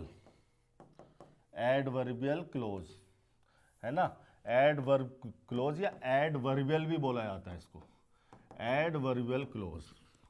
नाम अनेक है लेकिन काम एक ही है, टाइम को रिफर करना। और किसके टाइम को रिफर करना? मेन क्लोज के मेन वर्ब के टाइम को रिफर करना। यानी कि ये क्लोज इस वर्ब के टाइम को रिफर कर रही थी और ये टाइम था पास्ट का, तो इस वाली वर्ब का टाइम भी क्या हो गया? पास्ट हो गया। इसीलिए इसको पास्ट इंडेफिनिट में बनाना सही है। ये सब्जेक्ट, ये मेन वर्ब पास्ट इंडेफिनिट में लग गई। अब यहां तक अगर इसका टेंस समझ में आ गया हो तो इसमें दो चार चीजें और समझ लेते हैं। इसको मैं हटा देता हूं, ये हट गया। देखो, ये हो गया आपका प्रोनाउन और ये हुआ सब्जेक्ट, और ये मेन वर्ब है। वर्ब की सेकंड फॉर्म लगी है, पास्ट इंडेफिनिट में लगी है, और इसलिए लगी है क्योंकि ये टाइम पास्ट का था। अब ये जो सीम लिखा हुआ है, ये मेन वर्ब है अगर, तो मेन वर्ब मैंने आपको बताई थी या तो लिंकिंग नेचर की होगी या एक्शन नेचर की होगी। अब ये जो सीम है ये कोई एक्टिविटी नहीं है, कोई एक्शन रिप्रेजेंट नहीं कर रही है, ये एक्चुअली में लिंकिंग नेचर की वर्ब है। मैं यहाँ पर शॉर्ट में लिखवा देता हूँ मेन लिंकिंग वर्ब, जो मुझे पढ़ाते पढ़ाते पढ़ते पढ़ते समझते समझते समझाते समझाते जो है याद हो गई। ये है be, become, go, get, grow, feel, smell, taste, look, seem, appear,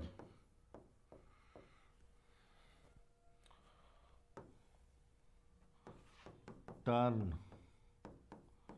stay, turn अलग है, स्टे और रिमेन एक ही नेचर की है, remain, sound, keep, reach, prove, etcetera, और एक दो हो सकती हैं जो छूट गई हो। तो ये जो है लिंकिंग वर्ब है। हालांकि इनमें से कुछ वर्ब ऐसी हैं जो एक्शन वर्ब भी हो सकती हैं, लेकिन मूलतः ये वर्ब लिंकिंग नेचर की वर्ब है। जैसे गो है, एक एक्शन वर्ब भी हो सकती है, ग्रो एक्शन वर्ब हो सकती है, फील, स्मेल और टेस्ट एक्शन वर्ब भी हो सकती है ना, लेकिन ये लिंकिंग वर्ब भी हैं। तो सीम जो है एक ऐसी वर्ब है जो कि एक्शन वर्ब नहीं होती, केवल लिंकिंग वर्ब होती है। लिंकिंग वर्ब क्यों लगाई जाती हैं? लिंकिंग वर्ब लगाई जाती हैं सब्जेक्ट को उसके कॉम्प्लीमेंट से लिंक करने के लिए, सब्जेक्ट को उसके कॉम्प्लीमेंट से लिंक करने के लिए।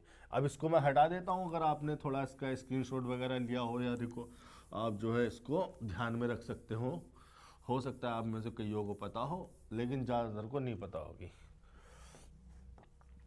कॉम्प्लीमेंट, सब्जेक्ट को उसके कॉम्प्लीमेंट से लिंक करने के लिए लिंकिंग वर्ब लगाई जाती हैं। तो अगर ये लिंकिंग वर्ब है तो इसके बाद जो लिखा हुआ वर्ड है या फ्रेज है वो कॉम्प्लीमेंट होना चाहिए। अब कॉम्प्लीमेंट जो है कोई नाउन या प्रोनाउन हो सकते हैं। यहां पर क्या लिखा है? यहां पर लिखा है 2 + V1, तो सही लिखा है 2 + V1, ये इन्फिनेटिव है।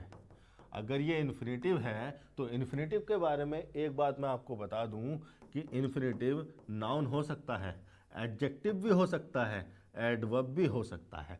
एडवर्ब कब होगा भैया? जब वो किसी वर्ब को मॉडिफाई करने के लिए आया हो, या किसी एडजेक्टिव को मॉडिफाई करने के लिए आया हो, या किसी एडवर्ब को मॉडिफाई करने के लिए आया हो। इन्फिनेटिव एडजेक्टिव तब होगा जब वो किसी नाउन को मॉडिफाई करने के लिए आया हो, और इन्फिनेटिव नाउन तब होगा जब वो या तो सब्जेक्ट हो रहा हो, या ऑब्जेक्ट हो रहा हो, या कॉम्प्लीमेंट हो रहा हो।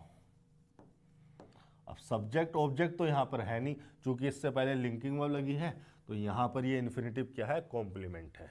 अच्छा, ये जो इन्फिनेटिव होते हैं ये बोले इनको कहा जाता है भैया नॉन फाइनाइट वर्ब। कहा क्या जाता है? ये नॉन फाइनाइट वर्ब भी होते हैं। अब नॉन फाइनाइट का क्या मतलब है? नॉन फाइनाइट वर्ब होती क्या है, इनको क्यों नॉन फाइनाइट वर्ब कहा जाता है, ये डिटेल में हम नॉन फाइनाइट वर्ब चैप्टर में सीखेंगे। अभी हम उतना समझ लेते हैं जितना इस सेंटेंस को लिखने के लिए, समझने के लिए ज़रूरी है। तो मैंने कहा कि जो इन्फिनेटिव होते हैं ये आ तो गया नाउन के फंक्शन में, कॉम्प्लीमेंट के फंक्शन में, लेकिन मूलतः बेसिक रूप से ये एक वर्ब ही है। नॉन फाइनाइट वर्ब कहा जाता है इन्हें। मूलतः बेसिक रूप से ये एक वर्ब ही है। तो अगर वर्ब है तो वर्ब के कैरेक्टरिस्टिक को ये लेके चलेगा, वर्ब के नेचर को ये धारण किए हुए है। तो वर्ब का नेचर अगर इसमें है तो रिकॉग्नाइज, अगर इसका वर्ब वाला पार्ट है तो इस वर्ब पे जरा ध्यान दो। अगर रिकॉग्नाइज वर्ब है या वर्ब का नेचर इसमें है तो ये वर्ब भी तो ट्रांजिटिव या इंट्रांजिटिव हो सकती है। भाई अगर ये वर्ब है तो ये वर्ब भी तो ट्रांजिटिव इंट्रांजिटिव होने की पॉसिबिलिटी है। तो अगर हम इस रिकॉग्नाइज को देखें कि ये ट्रांजिटिव है या इंट्रांजिटिव है, तो हमें तुरंत समझ में आना चाहिए कि इसके बाद लिखा है प्रोनाउन। प्रोनाउन ऑब्जेक्ट हो सकता है, इसका मतलब ये ट्रांजिटिव वर्ब ही है ना। रिकॉग्नाइज होम, ये जो ऑब्जेक्ट लिखा हुआ है किसका रिप्लाई लिखा हुआ है? होम का। ये जो ऑब्जेक्ट हैं व्हाट या whom के रिप्लाई बन जाते हैं। मैं पिछले लेक्चर में इस बात को कई बार आपको समझा चुका हूं कि ट्रांजिटिव वर्ब का ऑब्जेक्ट व्हाट या whom का रिप्लाई बन जाता है। अब यहाँ पर इसका ऑब्जेक्ट लिखा हुआ है, ट्रांजिटिव वर्ब हो गई, और मी यहाँ इसलिए लिखा हुआ है क्योंकि इसको ऑब्जेक्ट की जरूरत थी। एंड कंजंक्शन लगा है। यहाँ तक सेंटेंस समझ में आ गया? मैं क्लियर कर देता हूँ, आगे चलते हैं। ठीक है, यहां पर एंड कंजंक्शन लगा हुआ है, एंड कंजंक्शन लगा हुआ है। एंड जो है कोऑर्डिनेट कंजंक्शन होता है, कोऑर्डिनेट कंजंक्शन। कोऑर्डिनेट कंजंक्शन भैया, अरे यार ये क्या होता है इसमें, मैं इस टेक्नोलॉजी के साथ नया हूं तो थोड़ा सा आप जो है कोऑपरेट करेंगे। एंड एक कोऑर्डिनेट कंजंक्शन लगा हुआ है, और कोऑर्डिनेट कंजंक्शन भैया कोऑर्डर की या सेम ऑर्डर की या सेम रैंक की स्ट्रक्चर को जोड़ते हैं। सब्जेक्ट को सब्जेक्ट से जोड़ेंगे, वर्ब को वर्ब से जोड़ेंगे, ऑब्जेक्ट को ऑब्जेक्ट से, एडजेक्टिव को एडजेक्टिव से, एडवर्ब को एडवर्ब से जोड़ेंगे। यहाँ तो ये कि प्रेफरेंस हमारी ये रहती है कि नाउन को नाउन से जोड़ा जाए, जिरेंट को जिरेंट से जोड़ा जाए, प्रीपोजिशन जोड़ रहे हैं तो प्रीपोजिशन को प्रीपोजिशन से जोड़ा जाए, पार्टिसिपल जोड़ रहे हैं तो प्रेजेंट पार्टिसिपल को प्रेजेंट पार्टिसिपल से ही जोड़ा जाए। ये हमारी प्रेफरेंस रहती है। यानी कि कोऑर्डिनेट, कोऑर्डर मतलब जो ऑर्डर में समान हो, जो रैंक में समान हो, जो सेम ऑर्डर में सेम रैंक में हो, उनको जोड़ने के लिए कोऑर्डिनेट कंजंक्शन आते हैं। तो यहाँ पर अगर एंड लगा है और उसके बाद लगी है वर्ब की सेकंड फॉर्म, तो अगर यहाँ पर वर्ब को जोड़ा जा रहा है तो यहाँ भी इसके बाद अगर वर्ब लिखी है तो इसका मतलब इसको किसी वर्ब से जोड़ा जा रहा है। कहाँ है वो वर्ब? इस वाली वर्ब से जोड़ा जा रहा है। ठीक है, ये जो एंड कंजंक्शन है, देखो ये क्लोज तो इस क्लोज ने तो टाइम बताया और इस क्लोज का काम यहाँ पे खत्म हो गया, इसी वजह से कोमा लगा है।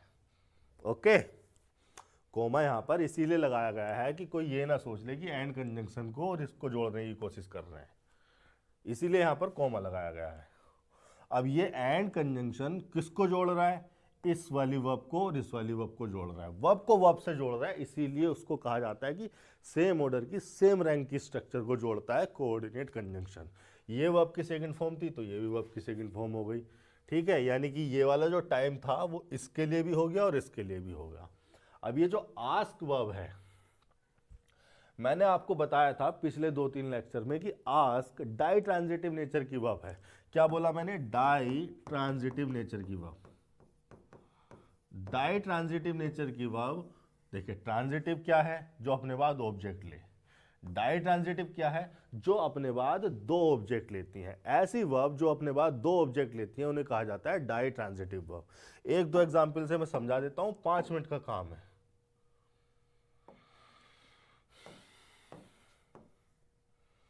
ये रहा यहां पर आपका एग्जाम्पल।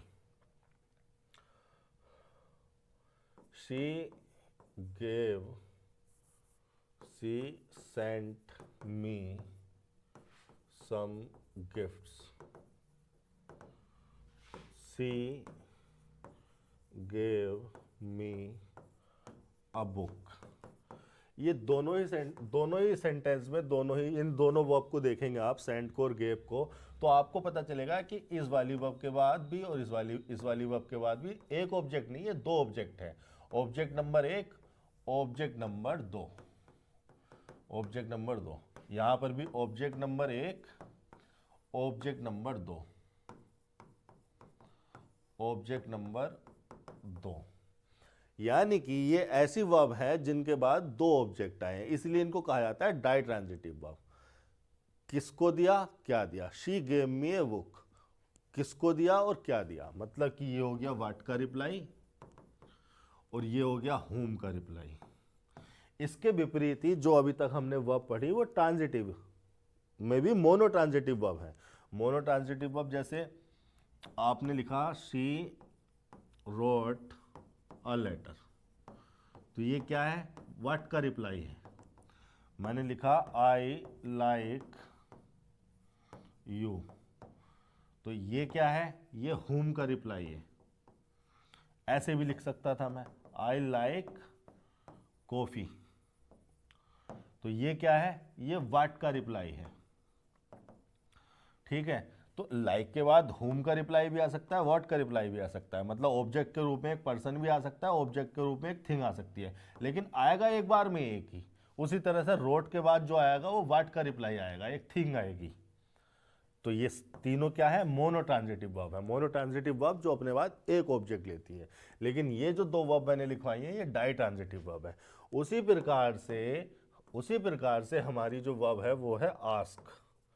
आस्क ये भी डाइट्रांजिटिव है। जैसे मैंने लिखा she asked me a question, main verb हो गई, डाई ट्रांजिटिव नेचर की वर्ब है, दो ऑब्जेक्ट लेगी, किससे पूछा, क्या पूछा, यानी कि ये हो गया हुम का रिप्लाई, किससे पूछा, और ये हो गया व्हाट का रिप्लाई, क्या पूछा। अब देखो यहां पर जो ऑब्जेक्ट वन है वो तो एक पर्सन है, हुम के रिप्लाई पर्सन होते हैं, ये लिख देता हूं यहां पर नीचे को पर्सन। लेकिन यहां पर जो ऑब्जेक्ट सेकंड है, ये जो ऑब्जेक्ट सेकंड है ये तो एक थिंग है, एक क्वेश्चन को थिंग ही कहा जाएगा। हालांकि कोई फिजिकल थिंग नहीं है लेकिन एब्स्ट्रैक्ट थिंग तो है। अब ये जो क्वेश्चन है इसकी जगह हम वो सीधे क्वेश्चन ही लिख देना जो पूछा गया है। भाई इसको ऐसे भी तो लिखा जा सकता था, अ क्वेश्चन लिख दिया, सही है, एक नाउन फ्रेज हो गई है। ये क्या है, नाउन फ्रेज है।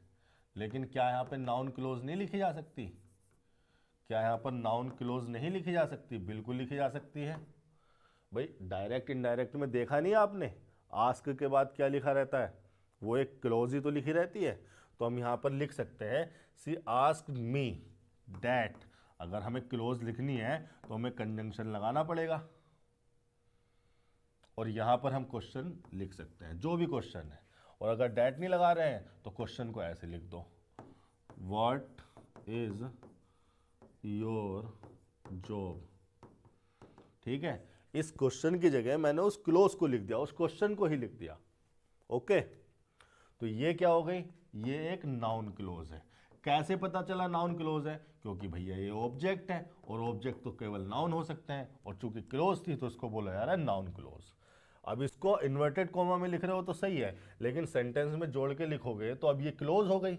अब इस क्लोज को अगर इस क्लोज से जोड़ोगे तो कंजंक्शन लगाना पड़ेगा, दो क्लोजेस को जोड़ने के लिए कंजंक्शन लगाना पड़ता है। फिर ये कॉमा हटा दोगे आप, ठीक है, और फिर इसको भी चेंज करोगे, इसकी स्ट्रक्चर को भी चेंज करोगे, इसको असर्टिव में बनाना पड़ेगा। देखो मेरी बात को समझो, यहां पर अगर आपने ये क्वेश्चन अगर आपने ऐसे लिखा हुआ है तो सही है, she asked me what is your job. लेकिन अगर आप इस क्लोज को इस वाली क्लोज के साथ जोड़ना है तो आपको कंजंक्शन लगाना पड़ेगा, और इसमें से ये इन्वर्टेड कॉमास हटाने पड़ेंगे। इसके साथ साथ आप अब इसकी स्ट्रक्चर को इंटेरोगेटिव नहीं रख सकते, क्योंकि ये हो गई सबऑर्डिनेट क्लोज, और सबऑर्डिनेट क्लोज डिपेंडेंट क्लोज होती है, वो डिपेंड करती है मेन क्लोज पे। इसीलिए ये जो क्लोज है ये इंटेरोगेटिव स्ट्रक्चर को अब कैरी नहीं कर सकती। अब इसको हमें असर्टिव स्ट्रक्चर में ही रखना पड़ेगा। अब हमें यहां पर लिखना पड़ेगा व्हाट, अच्छा डैट लगाने की तो जरूरत ही नहीं है, व्हाट ही इसका कंजंक्शन हो जाएगा। ये मैंने ध्यान ही नहीं दिया, कोई बात नहीं, ह्यूमन एरर है। व्हाट योर जॉब इज, ठीक है, ये हो जाएगा। चूंकि ये क्वेश्चन को जोड़ रहे हैं तो ये जो प्रोनाउन है यही इसका कंजंक्शन बन जाएगा, व्हाट योर जॉब इज। तो कहने का मतलब ये है कि अगर आप इस क्वेश्चन को, एक ये नाउन फ्रेज लिखी हुई थी, इसको नाउन क्लोज से रिप्लेस कर सकते हैं, और ये जो नाउन क्लोज है ऑब्जेक्ट का काम कर रही है, लेकिन अगर इस नाउन क्लोज को इस क्लोज से जोड़ना है तो हमें इसमें थोड़े से चेंजेस लाने पड़ते हैं। और वो चेंजेस ये हैं कि हमें यहाँ पर एक कंजंक्शन लिखना पड़ता है। कंजंक्शन अगर हमें यहाँ पर लिखना पड़ेगा तो हमें इसकी जो स्ट्रक्चर है इसको भी असर्टिव में बनाना पड़ेगा। डैट वैट नहीं आएगा भैया, वो मैंने ध्यान नहीं दिया माहौल में। व्हाट कंजंक्शन है तो क्वेश्चन है तो इंटेरोगेटिव स्ट्रक्चर है तो व्हाट ही आ जाएगा। हाँ, लेकिन अगर कुछ और होता, मान लो यहाँ पर सैड होता, आस्क की जगह सैड होता, और फिर किसी क्लोज को जोड़ा जा रहा होता तो डैट लगा सकते हैं। डायरेक्ट इनडायरेक्ट आपने सीखे हुए हैं, समझे हुए हैं, वही चल रहा है। तो यहां पर आ जाओ, इसी चीज को यहां पर अप्लाई करो तो जरा। आस्क्ड मी, इसका पहला ऑब्जेक्ट तो हो गया ये, दूसरा ऑब्जेक्ट है ये पूरी close, what was my name. लेकिन ये एक्चुअली में लिखा हुआ है इंटेरोगेटिव स्ट्रक्चर में, पहले हेल्पिंग वर्ब लिखी हुई है, फिर लिखा हुआ सब्जेक्ट। तो इसको हेल्पिंग वर्ब नहीं, सॉरी, मेन वर्ब ही है। तो ये इसको जो है सीधा करो, व्हाट माई नेम वॉज, ठीक है। इसको इस तरह से करो, ये हेल्पिंग वर्ब मत कह देना भैया, मेन वर्ब ही है, लिंकिंग नेचर की वर्ब है चूंकि। तो व्हाट माई नेम वाज हो जाएगा। इसको असर्टिव स्ट्रक्चर में लिखोगे, असर्टिव फॉर्म में लिखोगे। ये हो गई आपकी 72। 73 पे आ जाते हैं।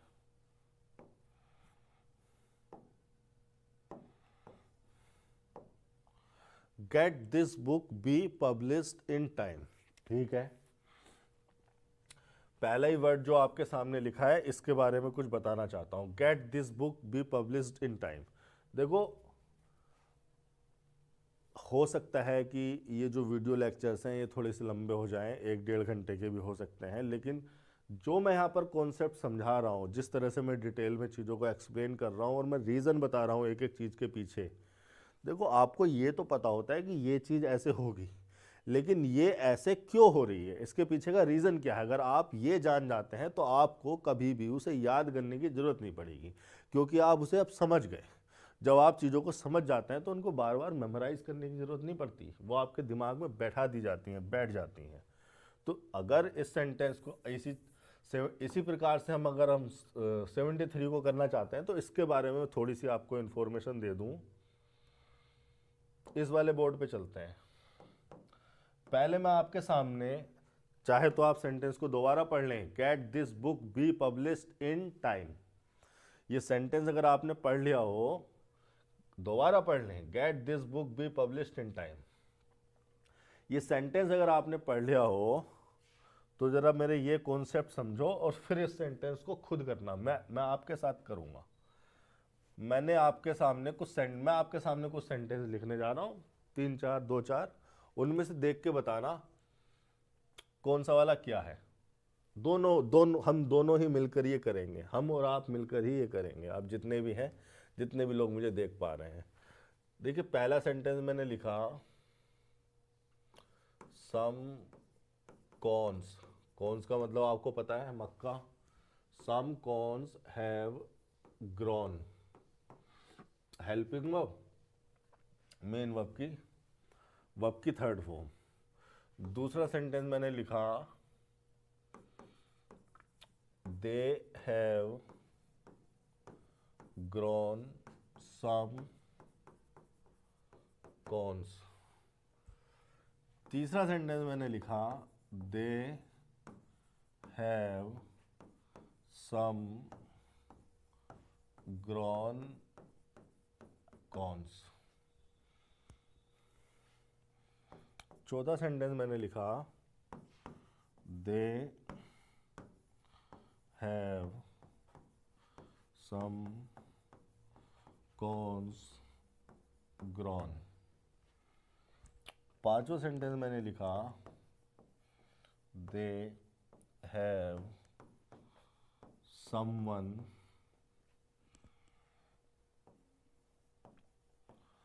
Grow some corns. ये 5 सेंटेंस जो है आपके सामने लिखे गए हैं। एक बार सारे के सारे पढ़िए, मैं जरा सांस ले लेता हूं।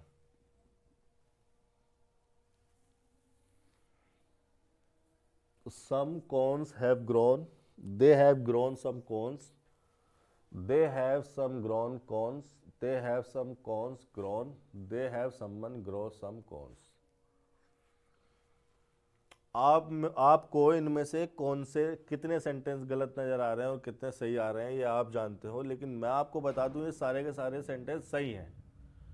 हम जरा 5-10 मिनट लगाएंगे इनकी स्ट्रक्चर समझने में, फिर मैं आपको एक कॉन्सेप्ट बताऊंगा, उस कॉन्सेप्ट के बाद जो है उस क्वेश्चन को दोबारा से अटेम्प्ट करेंगे जिसको छोड़कर हम अभी यहाँ पर आए थे, ये वाले को। ठीक है, शुरू कर लेते हैं।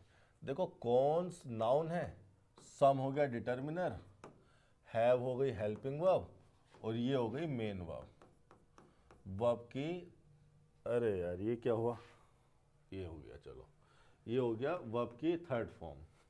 सम कॉन्स हैव ग्रोन। अब ये जो ग्रो है इसी की सेकंड थर्ड फॉर्म लगाई गई है। अब ग्रो की थर्ड फॉर्म लगाई गई है, ग्रो, ग्रो और ग्रोन, ये वर्ब की थर्ड फॉर्म लगाई गई है। और ये जो वर्ब है ये ट्रांजिटिव नेचर की भी है, इनट्रांजिटिव नेचर की भी है। ठीक है, तो ये सही हो गई, यहां पर इसके बाद किसी ऑब्जेक्ट की जरूरत नहीं है। इसको समझ लेते हैं। ये प्रोनाउन है, सब्जेक्ट हो गया, हैव हो गई हेल्पिंग वर्ब, ये मेन वर्ब हो गई, वर्ब की थर्ड फॉर्म। यहाँ ये ट्रांजिटिवली यूज हो रही है, इसीलिए इसके बाद जो है इसका ऑब्जेक्ट लिखा है। ऑब्जेक्ट कोई नाउन फ्रेज लिखी है, जो कि ये नाउन हो गया और ये डिटर्मिनर हो गया। इसको समझ लेते हैं। ये लिखा है प्रोनाउन मतलब सब्जेक्ट, ये हो गई, ये हेल्पिंग वर्ब है या मेन वर्ब है, ये वाला जो हैव है ये हेल्पिंग वर्ब है या मेन वर्ब है। देखो अगर हेल्पिंग वर्ब होगी तो मेन वर्ब के साथ कॉम्बिनेशन में आई होगी। हैव प्लस वर्ब की थर्ड फॉर्म आती है, इसके बाद कोई वर्ब की थर्ड फॉर्म लगी है क्या, नहीं लगी। इसका मतलब ये हेल्पिंग वर्ब तो है नहीं, ये है मेन वर्ब। एक्चुअली में मेन वर्ब भी हो सकती है हैव, जैसे हम लिख देते हैं आई हैव अ कार, तो यहाँ पर ये क्या है, मेन वर्ब भी तो होती है। अब जब ये मेन वर्ब है तो ट्रांजिटिव नेचर की वर्ब है। हैव का मतलब टू ऑन समथिंग, कुछ रखना अपने पास एज ए ऑनर, तो they have some grown corns. तो हैव यहाँ पर मेन वर्ब है, ट्रांजिटिव नेचर की वर्ब है, ट्रांजिटिव नेचर की वर्ब है तो इसको अपना ऑब्जेक्ट चाहिए। कहाँ है ऑब्जेक्ट, ये पूरा ही इसका ऑब्जेक्ट है। ये नाउन हो गया, ये एडजेक्टिव हो गया। एडजेक्टिव कैसे हो गया, वर्ब की थर्ड फॉर्म पास्ट पार्टिसिपल का काम कर जाती है, पास्ट पार्टिसिपल का काम कर जाती है, तो ये एडजेक्टिव की तरह काम करती है। एडजेक्टिव किसके लिए, इस नाउन के लिए। सम क्या हो गया, सम हो गया डिटर्मिनर, किसके लिए, इस नाउन के लिए।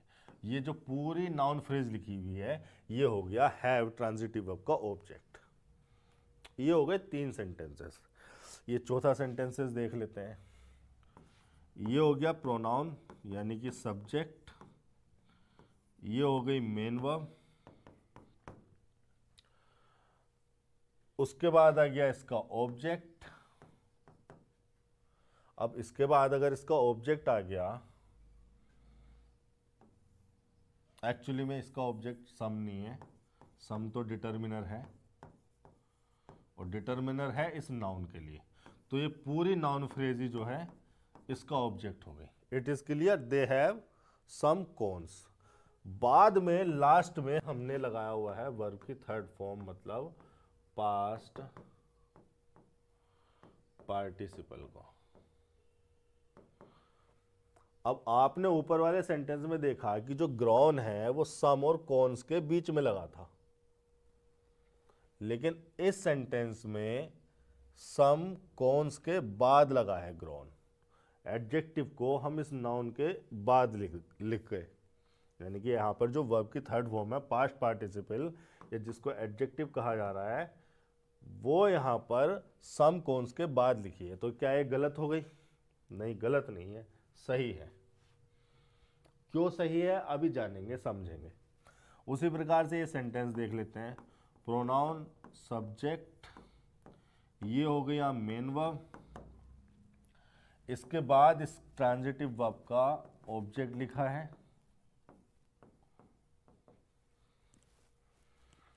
और इसके बाद ये एक वर्ब लिखी है और वर्ब की फर्स्ट फॉर्म लिखी है, V1 लिखी है। और चूंकि ये वर्ब खुद अपने आप में ट्रांजिटिव हो सकती है तो इसके बाद जो सम कोन्स लिखा है वो एक ऑब्जेक्ट लिखा है इस ट्रांजिटिव वर्ब के लिए।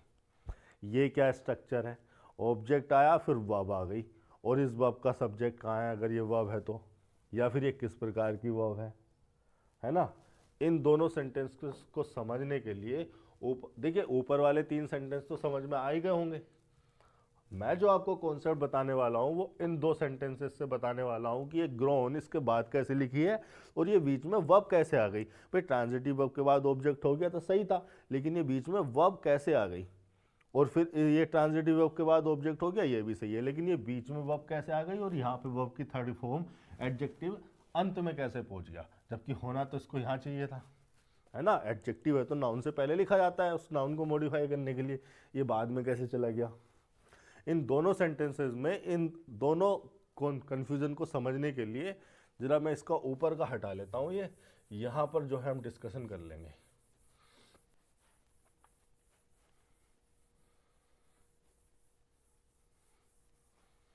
जब मैं ये बोर्ड मंगा रहा था तो जो डीलर है हमारे सागर सर, सागर गहलोत, उन्होंने मुझसे पूछा सर इतने बड़े बोर्ड का क्या करोगे, मतलब ये 86 इंच है, तो उन्होंने कहा सर छोटा ले लो।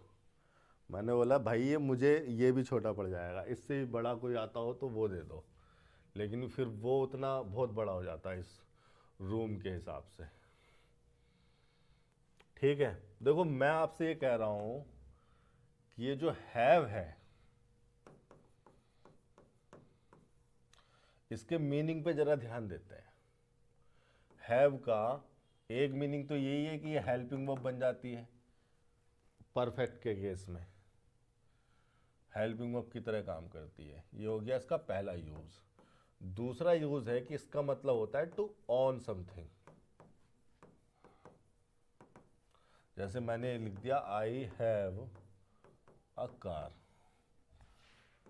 तीसरा मीनिंग होता है इसका टू परफॉर्म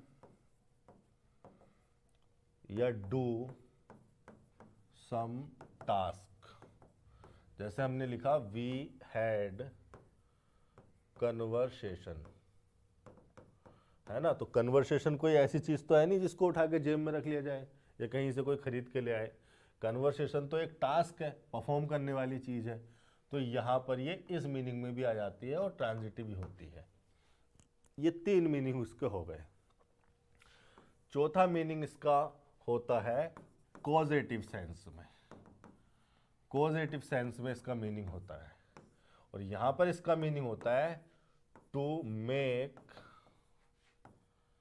समथिंग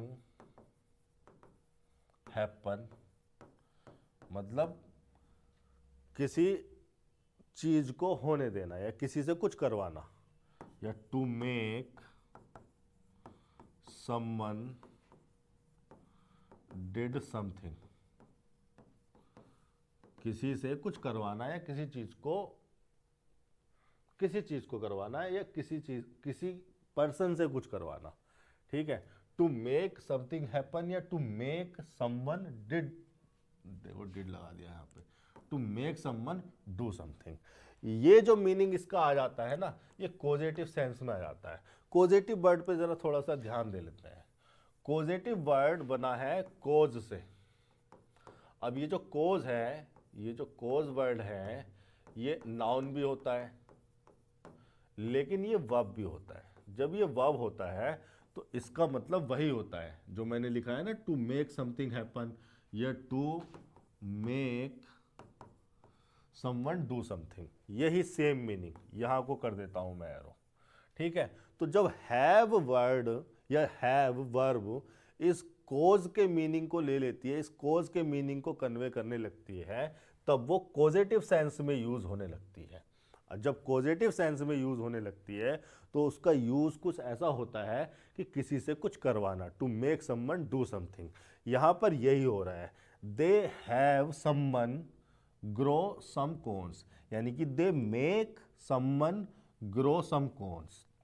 ठीक है, यहां पर मेक समवन डू समथिंग। ठीक है, मेक समवन डू समथिंग मतलब they make someone grow some corns, और इसी प्रकार से मेक खुद एक कॉजेटिव वर्ब है ना। जिस प्रकार से हैव कॉजेटिव सेंस में यूज हो रही है, तो हैव में तो मेक का मीनिंग यूज कर ही रहे हैं हम, तो मेक भी एक कॉजेटिव वर्ब है। इनको कहा जाता है कॉजेटिव वर्ब। किसको? हैव को, मेक को और गोट को। इसके बारे में शायद आपने सुना हो या ना सुना हो। ये तीन वर्ब जो है मुख्यतः कॉजेटिव सेंस में यूज होती हैं, और तब यूज होती हैं जब इन तीनों वर्ब के मीनिंग में ये वाले मीनिंग आ जाए। हैव में भी, मेक में भी और गोट में भी। देखिए हैव का मीनिंग मैंने बता ही दिया। गोट का एक मीनिंग होता है टू ऑब्टेन समथिंग। टू, आप कहते हैं ना आई गोट 200 रुपीज, या आई गोट अ जॉब, ठीक है, आई गोट एन अपॉर्चुनिटी। तो यहां पर गेट का मतलब है टू ऑब्टेन समथिंग। लेकिन अगर गेट का मीनिंग ऐसा कुछ हो जाए, to make something happen, to make someone do something, तो वो पॉजिटिव सेंस में आ जाती है। या यूं कहिए कि मेक, हैव और गेट को हम इस मीनिंग के साथ भी यूज कर लेते हैं, और उनको कहा जाता है उस सिचुएशन में कॉजेटिव वर्ब, या पॉजिटिव सेंस में यूज हो रही है ये वर्ब, ऐसा कहा जाता है। तो यहां पर ये जो दोनों वर्ब हैं पॉजिटिव सेंस में ही यूज हो रही हैं। They have someone grow some corns, they make someone grow some corns. यहां पर हैव की जगह मेक भी लगाया जा सकता है। उसी प्रकार से यहां वाले हैव की जगह भी मेक लगाया जा सकता है। They have some corns grown, they make some corns grown. ठीक है, इतनी बात तो समझ में आ गई, ये वाला तो समझ में आ गया। इस वाले का स्ट्रक्चर और समझ लेते हैं। देखिए दे, यहां पर they make some corns grown, ये जो वर्ब की थर्ड फॉर्म है पास्ट पार्टिसिपल एडजेक्टिव, ये इसके लिए यूज हो रहा है। और इसमें और इसके ऊपर एक और सेंटेंस लिखा था मैंने, जहां पर मैंने एडजेक्टिव को यहां पर बीच में लगाया था। इसमें डिफरेंस ये है, इन दोनों सेंटेंसेस में डिफरेंस ये है कि इस सेंटेंस में हैव कॉजेटिव वर्ब हो रही है, कॉजेटिव सेंस में यूज हो रही है।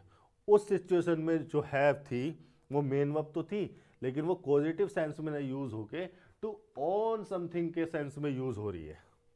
जैसे मैं यहाँ पर मैं नीचे को थोड़ी सी जगह बनाता हूँ और सेंटेंस लिखता हूँ। यहाँ पे लिख देता हूँ मैं, थोड़ी सी जगह बनाकर। इसके ऊपर जो ये चौथे नंबर का था, तो वो तीसरे नंबर का जो सेंटेंस था वो लिखा हुआ था, ये तीसरा वाला सेंटेंस लिख रहा हूँ। They have some grown corns, ठीक है। ये यहां पर इसमें, इस सेंटेंस में और इस सेंटेंस में डिफरेंस ये है कि यहां पर ये जो एडजेक्टिव है इसके लिए यूज हो रहा है, इस नाउन को मॉडिफाई करने के लिए। यहां पर ये जो एडजेक्टिव है यूज अभी भी इसके लिए हो रहा है, लेकिन इस वाली वर्ब के मीनिंग को चेंज कर दिया गया है। यहां पर ये पॉजिटिव सेंस में है। अब देखो, ये यहां पर वर्ब की थर्ड फॉर्म की यूज हो रही है, जबकि इससे नीचे वाला सेंटेंस क्या था? इससे नीचे वाला सेंटेंस था they have someone grow some corns. ये था ना नीचे वाला सेंटेंस। यहां पर ग्रो यूज हो रही है और ट्रांजिटिव वर्ब है, और उसके बाद लिखा है ऑब्जेक्ट। यहां पर ऐसा नहीं है, यहां पर जो है ये वर्ब की थर्ड फॉर्म लास्ट में चली गई और थर्ड फॉर्म की यूज हो रही है। देखो, इसका सीधा सीधा कारण ये है कि ये जो ग्रो है ये इस वाली वर्ब के लिए, इस वाले ऑब्जेक्ट के लिए, ऑब्जेक्ट ही तो है इसका, इस वाले ट्रांजिटिव वर्ब का ऑब्जेक्ट ही तो है समवन, और यहाँ ऑब्जेक्ट है ये सम कॉर्न्स, यहाँ पर ऑब्जेक्ट है समवन, और यहाँ पर ऑब्जेक्ट है सम कॉर्न्स। तो यहाँ पर ये जो ऑब्जेक्ट है समवन, ये इसका डूअर है। भाई ग्रो का डूअर कौन है? समवन है। ग्रो का डूअर कौन है? समवन है, यानी कि ये जो ऑब्जेक्ट है ये डूअर है। अगर ये डूअर है तो इसको एक्टिव फॉर्म में लिखा जाना चाहिए, और एक्टिव फॉर्म का मतलब क्या है? ट्रांजिटिव वर्ब की एक्टिव फॉर्म का मतलब क्या है?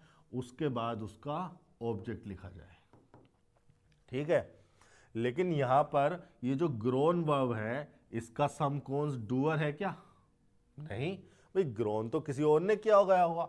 अगर मैं लिख दूं ग्रोन बाय समवन, तो आप बोलोगे हाँ सर सही कह रहे हो कि ये जो ग्रोन वर्ब है ये ट्रांजिटिव नेचर की तो है, लेकिन ये जिसके लिए यूज हो रही है वो ऑब्जेक्ट इसका डूअर नहीं है, डूअर तो कोई और है बाई समवन, हालांकि वो सेंटेंस में लिखा नहीं गया, लेकिन हाँ ये बात समझ में आ रही है कि ये डूअर इस वर्ब का, ये सम कॉन्स ने ग्रो नहीं किया, सम कॉन्स को ग्रो किया गया है ना, सम कॉन्स ने ग्रो नहीं किया, सम कॉन्स को ग्रो किया गया है। जब सम कॉन्स को ग्रो किया गया है तो वर्ब को पैसिव मीनिंग में होना चाहिए, और पैसिव मीनिंग में होना चाहिए तो उसको पास्ट पार्टिसिपल होना चाहिए, क्योंकि पास्ट पार्टिसिपल ही पैसिव मीनिंग को कन्वे करते हैं। यहां से ये ऐड हो जाता है क्या? जी हाँ, यहां से ये ऐड हो जाता है। एक चीज मैं समझा दूं आपको, जैसे मैंने लिखा एजुकेटेड वुमन, और एक मैंने लिखा एजुकेटिंग वुमन। अब ये भी नाउन है, ये एडजेक्टिव है, ये एडजेक्टिव है। किस टाइप का एडजेक्टिव है? वर्ब की आईएनजी फॉर्म यहां पर लगी हुई है, प्रेजेंट पार्टिसिपल है, इसके लिए एडजेक्टिव है। ये नाउन है, ये वर्ब की थर्ड फॉर्म है, एडजेक्टिव है, और ये है हमारा पास्ट पार्टिसिपल। इन दोनों में जो डिफरेंस है वो तो आपको फॉर्म देख के पता चल ही रहा है, लेकिन इन दोनों में एक डिफरेंस ये है कि जो प्रेजेंट पार्टिसिपल है वो एक्टिव मीनिंग को कन्वे करता है। एक्टिव मीनिंग को कन्वे करने का मतलब है कि जिस नाउन के लिए ये यूज किया गया है वो नाउन ही इसका डूअर होगा। एजुकेटिंग वुमन में वुमन एजुकेट कर रही है, किसी को कर रही होगी, बच्चों को पकड़ के, लेकिन पास्ट पार्टिसिपल जो है पैसिव मीनिंग को कन्वे करते हैं, पैसिव मीनिंग को कन्वे करते हैं। एजुकेटेड वुमन में वुमन को एजुकेट किया गया है, यहां पर वुमन एजुकेट कर रही है, मतलब यहां पर ये प्रेजेंट पार्टिसिपल जिस नाउन के लिए यूज किया जा रहा है वो नाउन ही इसका डूअर है, लेकिन ये पास्ट पार्टिसिपल जिस नाउन के लिए यूज किया जा रहा है वो इसका डूअर नहीं है, डूअर कोई और होगा। एजुकेटेड वुमन मतलब वुमन को एजुकेट किया गया है किसी और के द्वारा, डूअर कोई और है, यहां पे डूअर ये वुमन खुद है। तो ये कहा जाता है कि प्रेजेंट पार्टिसिपल एक्टिव मीनिंग को कन्वे करते हैं, और चूंकि ये action done by somebody else होते हैं, एजुकेटेड किसी और के द्वारा किया गया है, समबडी एल्स के द्वारा किया गया है, तो इनको पैसिव मीनिंग कन्वे करता हुआ माना जाता है। तो अगर ये बात सही है कि ये एक्टिव मीनिंग कन्वे करते हैं और past participle passive meaning convey कर सकते हैं, तो यहाँ पर उसी पैसिव मीनिंग को कन्वे करने के लिए पास्ट पार्टिसिपल को लगाया गया है, क्योंकि जो सम कॉन्स थी वो डूअर तो थी नहीं ग्रोन का, ग्रोन सम कॉन्स को किया गया है। जिस प्रकार से एजुकेटेड वुमन को किया गया था, हम पास्ट पार्टिसिपल यूज कर रहे थे, उसी प्रकार से कॉन्स को ग्रो किया गया है किसी और के द्वारा। तो किसी और के द्वारा किया गया है तो पास्ट पार्टिसिपल का यूज करके हम चलते हैं। ठीक है, इतनी बात समझ में आ गई हो तो इस सेंटेंस पे आओ। काफी लंबा होता जा रहा है सेंटेंस, काफी लंबा होता जा रहा है लेक्चर, मैं समझ रहा हूं। आप स्टूडेंट हैं, कोई मूवी तो यहाँ चल नहीं रही है, लेकिन 2 घंटे की मूवी देख लोगे आप। आपका कोई भी फेवरेट एक्टर या एक्ट्रेस हो तो 2 घंटे की 3 घंटे की मूवी आराम से देख लोगे आप, लेकिन ये तो लेक्चर है, और फिर चलो कोई बात नहीं, देखना तो आपको पड़ेगा ही, क्योंकि काम की बातें बहुत हो रही है यहाँ पर। मैं आपसे ये कह रहा हूँ कि जिस प्रकार से अभी मैंने आपको समझाया कि पास्ट पार्टिसिपल पैसिव मीनिंग को कन्वे करते हैं, और यहाँ हमें कैसे पता चला पैसिव मीनिंग को कन्वे करना है? हमें पता चला कि इस वर्ब का डूअर कोई और है, जिसके लिए यूज हो रही है वो इसका डूअर नहीं है। यहाँ वही इसका डूअर था, भाई ग्रो समवन के लिए यूज हो रही थी और वही उसका डूअर था, तो हमने उसको एक्टिव फॉर्म में लिख दिया, एक्टिव मीनिंग के साथ लिख दिया। लेकिन यहाँ पर ये जो ग्रो है इसका डूअर और कोई और है, सम कॉन्स तो है नहीं, तो इसको पैसिव मीनिंग के साथ लिखना है तो पास्ट पार्टिसिपल का यूज किया जाता है। पास्ट पार्टिसिपल का यूज अगर किया जाता है तो वही मीनिंग यहां पर है, गेट।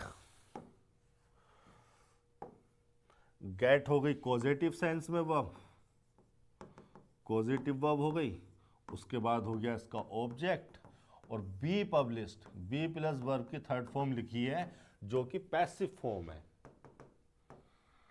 पैसिव फॉर्म है। एक्चुअली में इस पैसिव फॉर्म को लिखने की आवश्यकता ही नहीं है, केवल आप पास्ट पार्टिसिपल लगा के ही पैसिव मीनिंग को कन्वे कर सकते हैं। आप केवल यहां पर पब्लिश्ड लिख के ही पैसिव मीनिंग को कन्वे कर सकते हैं। यहां से बी हटा दो, यहां पर लिख दो पब्लिश्ड इन टाइम, प्रीपोजिशन और उसका ऑब्जेक्ट। इतनी बात आपको समझ में आ गई होगी।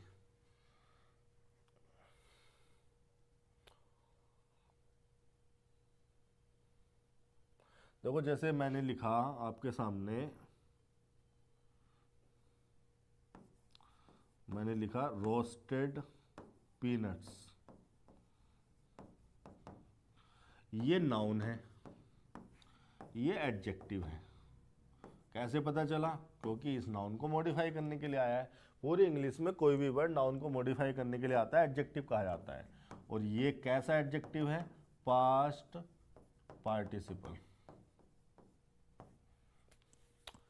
अब एक बार बताइए, पीनट ने किसी चीज को रोस्ट किया है या पीनट को रोस्ट किया गया है?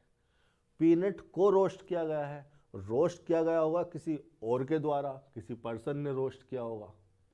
यानी कि ये जो एडजेक्टिव जिस नाउन के लिए यूज हो रहा है वो नाउन इसका डूअर नहीं है, डूअर कोई और है जो कि लिखा नहीं है लेकिन है कोई और ही। जब action done by somebody else होता है, जब एक्शन किसी और के द्वारा किया गया होता है तो वो पैसिव में माना जाता है, पैसिव कंसीडर किया जाता है। तो इट मीन्स ये कहा जा सकता है कि पास्ट पार्टिसिपल पैसिव मीनिंग को कन्वे करती है। और इसी वजह से जो है यहाँ पर बी पब्लिश लगाने की जरूरत नहीं है, केवल पब्लिश लगाकर ही काम हो जाएगा। 74, he is junior than all his friends. ये हो गया सब्जेक्ट, ये हो गई लिंकिंग वर्ब, यहाँ पे आना चाहिए एडजेक्टिव कॉम्प्लीमेंट बनने के लिए। अब कॉम्प्लीमेंट जब ये जूनियर जूनियर होता है, सीनियर होता है, इन्फीरियर, सुपीरियर, प्रीफरेबल, इस तरह के अगर एडजेक्टिव हो तो यहाँ पर देन नीड टू लगाया जाता है। और टू ये प्रीपोजिशन हो गया और इस प्रीपोजिशन का ऑब्जेक्ट हो गया ये वाली नाउन फ्रेज। ये नाउन, ये डिटर्मिनर, ये दूसरा डिटर्मिनर। ये सेंटेंस हो गया आपका 74। देखिए कुछ सेंटेंस तो ऐसे ही हो जाते हैं, कुछ होते हैं जो एक एक घंटा ले लेते हैं। चलो मैं ध्यान रखूंगा इस बार से।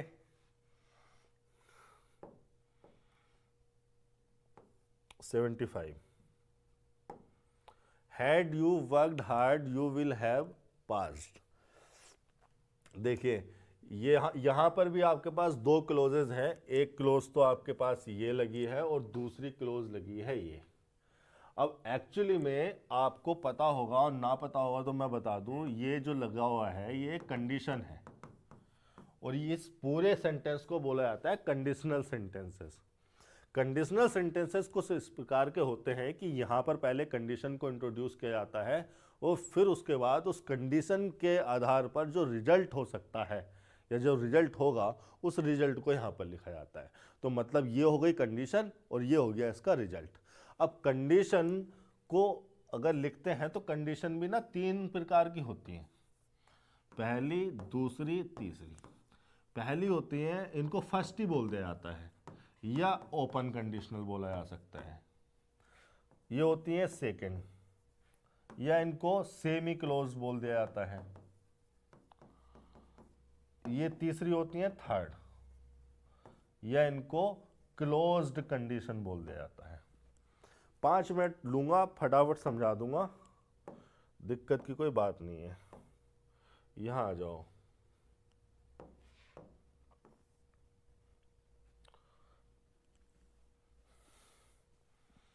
देखो जैसे ये सेंटेंस लिखा है आपने, if you work hard you will pass. तो ये जो कंडीशन लगी हुई है इफ क्लोज से, ये हो गई कंडीशन और ये हो गया इसका रिजल्ट जो होगा। अगर ये कंडीशन पूरी हुई तो ये हो सकता है, ये रिजल्ट आ सकता है। अब इसको ओपन इसलिए बोला जाता है, ओपन कंडीशन इसलिए बोला जाता है क्योंकि ये पॉसिबल सिनेरियो है, ये ओपन है कि ये संभव है कि अगर देखो अभी वर्क हार्ड वो भले ही ना करता हो, लेकिन फ्यूचर में हो सकता है वो वर्क हार्ड कर ले। तो अगर वो हार्ड वर्क कर लेता है तो वो पास हो भी जाएगा। वो उसी पॉसिबिलिटी को दिखाने के लिए, यहाँ पर बिल लगाया गया है फ्यूचर के केस में। फ्यूचर में मीनिंग को फ्यूचर में ले जाया गया सेंटेंस के। लेकिन अगर यहाँ पर ये लिखा होता इफ यू वर्कड हार्ड, तो यहाँ पर ये जो हम लगा रहे हैं इसको पास्ट इंडेफिनिट मत बोल देना भैया, ये यहाँ पर लगता है एक्चुअली में पास्ट सब्जेक्टिव मूड, ये मूड होता है। और ये लगाया जाता है इमेजिनेशन के लिए। जब हम इमेजिनेशन शो करते हैं या इम्प्रोबेबिलिटी दिखाने के लिए, इम्प्रोबेबिलिटी या अनरियलिटी दिखाने के लिए, कुछ ऐसी चीज बोल दें जो अनरियल हो, रियलिटी में ऐसा ना हो। तो अगर हम यहाँ पर कह रहे हैं इफ यू वर्कड हार्ड, तो ये क्या है, हमारी इमेजिनेशन है। हम यहाँ पर अपनी इमेजिनेशन शो कर रहे हैं। ये वर्ब की सेकंड फॉर्म तो है, लेकिन ये पास्ट इंडेफिनिट टेंस नहीं है। हम यहाँ पर टेंस को रिफर नहीं कर रहे, मतलब टाइम को रिफर नहीं कर रहे। हम यहाँ पर रिफर कर रहे हैं अपनी इमेजिनेशन को। इस इमेजिनेशन को रिफर करने के लिए भी वर्ब की सेकंड फॉर्म लगाई जा सकती है कंडीशन में। और अगर हम यहाँ पर इमेजिनेशन शो कर रहे हैं तो हमें जो मोडाल है वो मोडाल भी इमेजिनेशन के हिसाब से ही लगाना चाहिए। तो मोडाल आ जाएगा यू वुड पास। ये हो गया सेमी क्लोज्ड।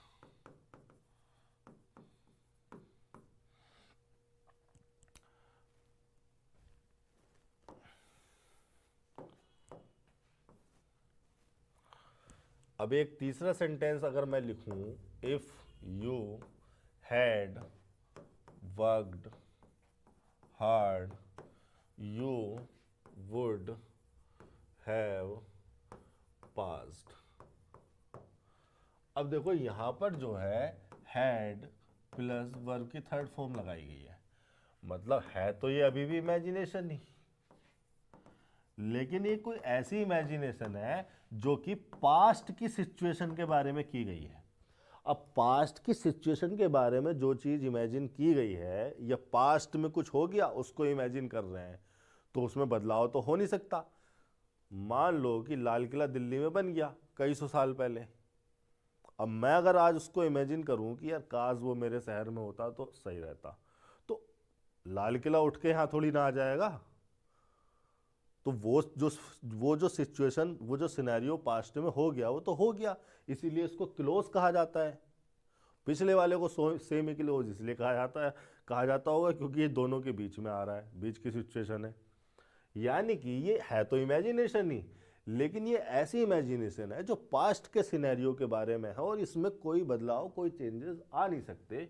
इसीलिए इसको हैड प्लस वर्ब की थर्ड फॉर्म से बनाया जाता है। ऐसा नहीं है कि हम यहाँ पर कंप्लीशन दिखा रहे हैं, हम ये कह रहे हैं कि यार पास्ट में अगर ये चीज कंप्लीट हो जाती तो। पास्ट में किसी चीज के कंप्लीशन को इमेजिन किया जा रहा है, और इमेजिन तो तभी किया जा रहा है जब हुआ नहीं होगा। भाई किसी चीज को इमेजिन कब करते हैं हम, जब वाकई में वैसा ना हुआ हो।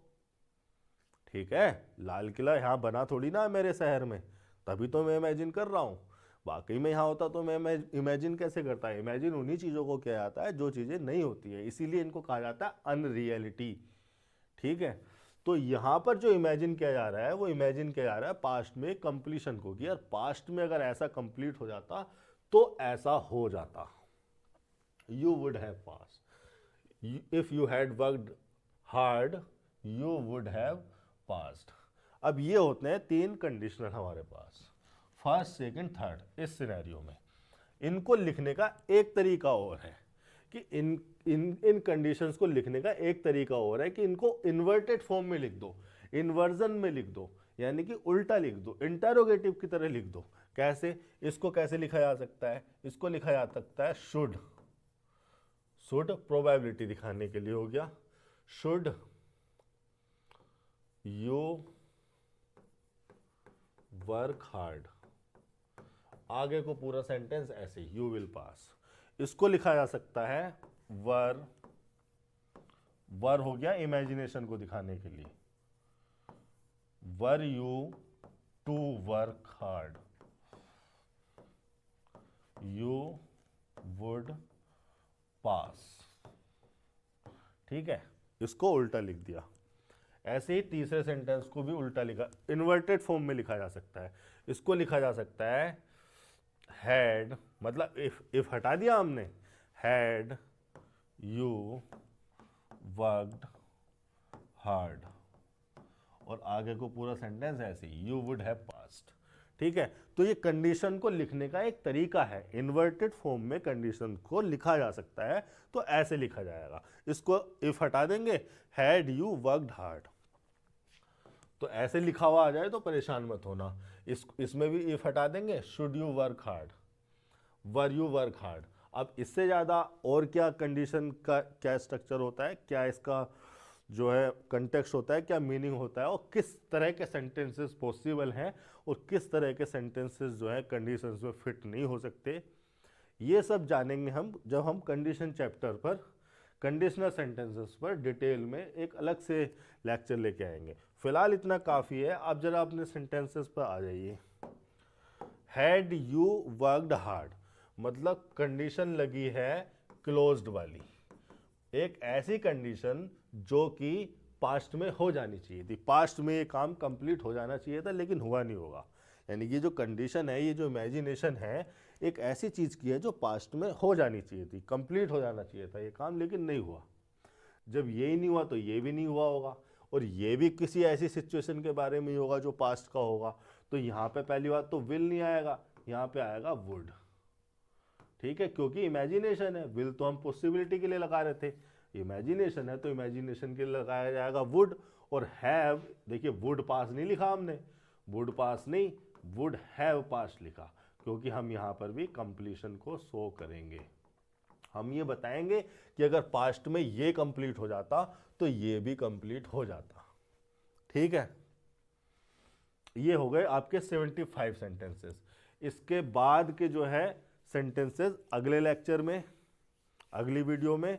आज के लिए धन्यवाद। इसी तरह से प्रैक्टिस करते रहिए, और अगर आपका कोई भी कंफ्यूजन है किसी भी सेंटेंस से रिलेटेड जो डिस्कस किए हैं, चाहे इनसे रिलेटेड हो या आप किसी भी बुक को अटैम्प्ट कर रहे हैं, किसी बुक से प्रैक्टिस कर रहे हैं, कहीं से भी कोई भी मॉक टेस्ट में आया हुआ सेंटेंसेस हो, लिखा हुआ सेंटेंस हो, या कहीं पे आपने देख लिया हो, कहीं पे पढ़ लिया हो, तो आप मुझे उसका स्क्रीनशॉट भेज सकते हैं या कमेंट सेक्शन में टाइप करके भी मुझसे पूछ सकते हैं। आज के लिए धन्यवाद, मिलते हैं अगले लेक्चर में।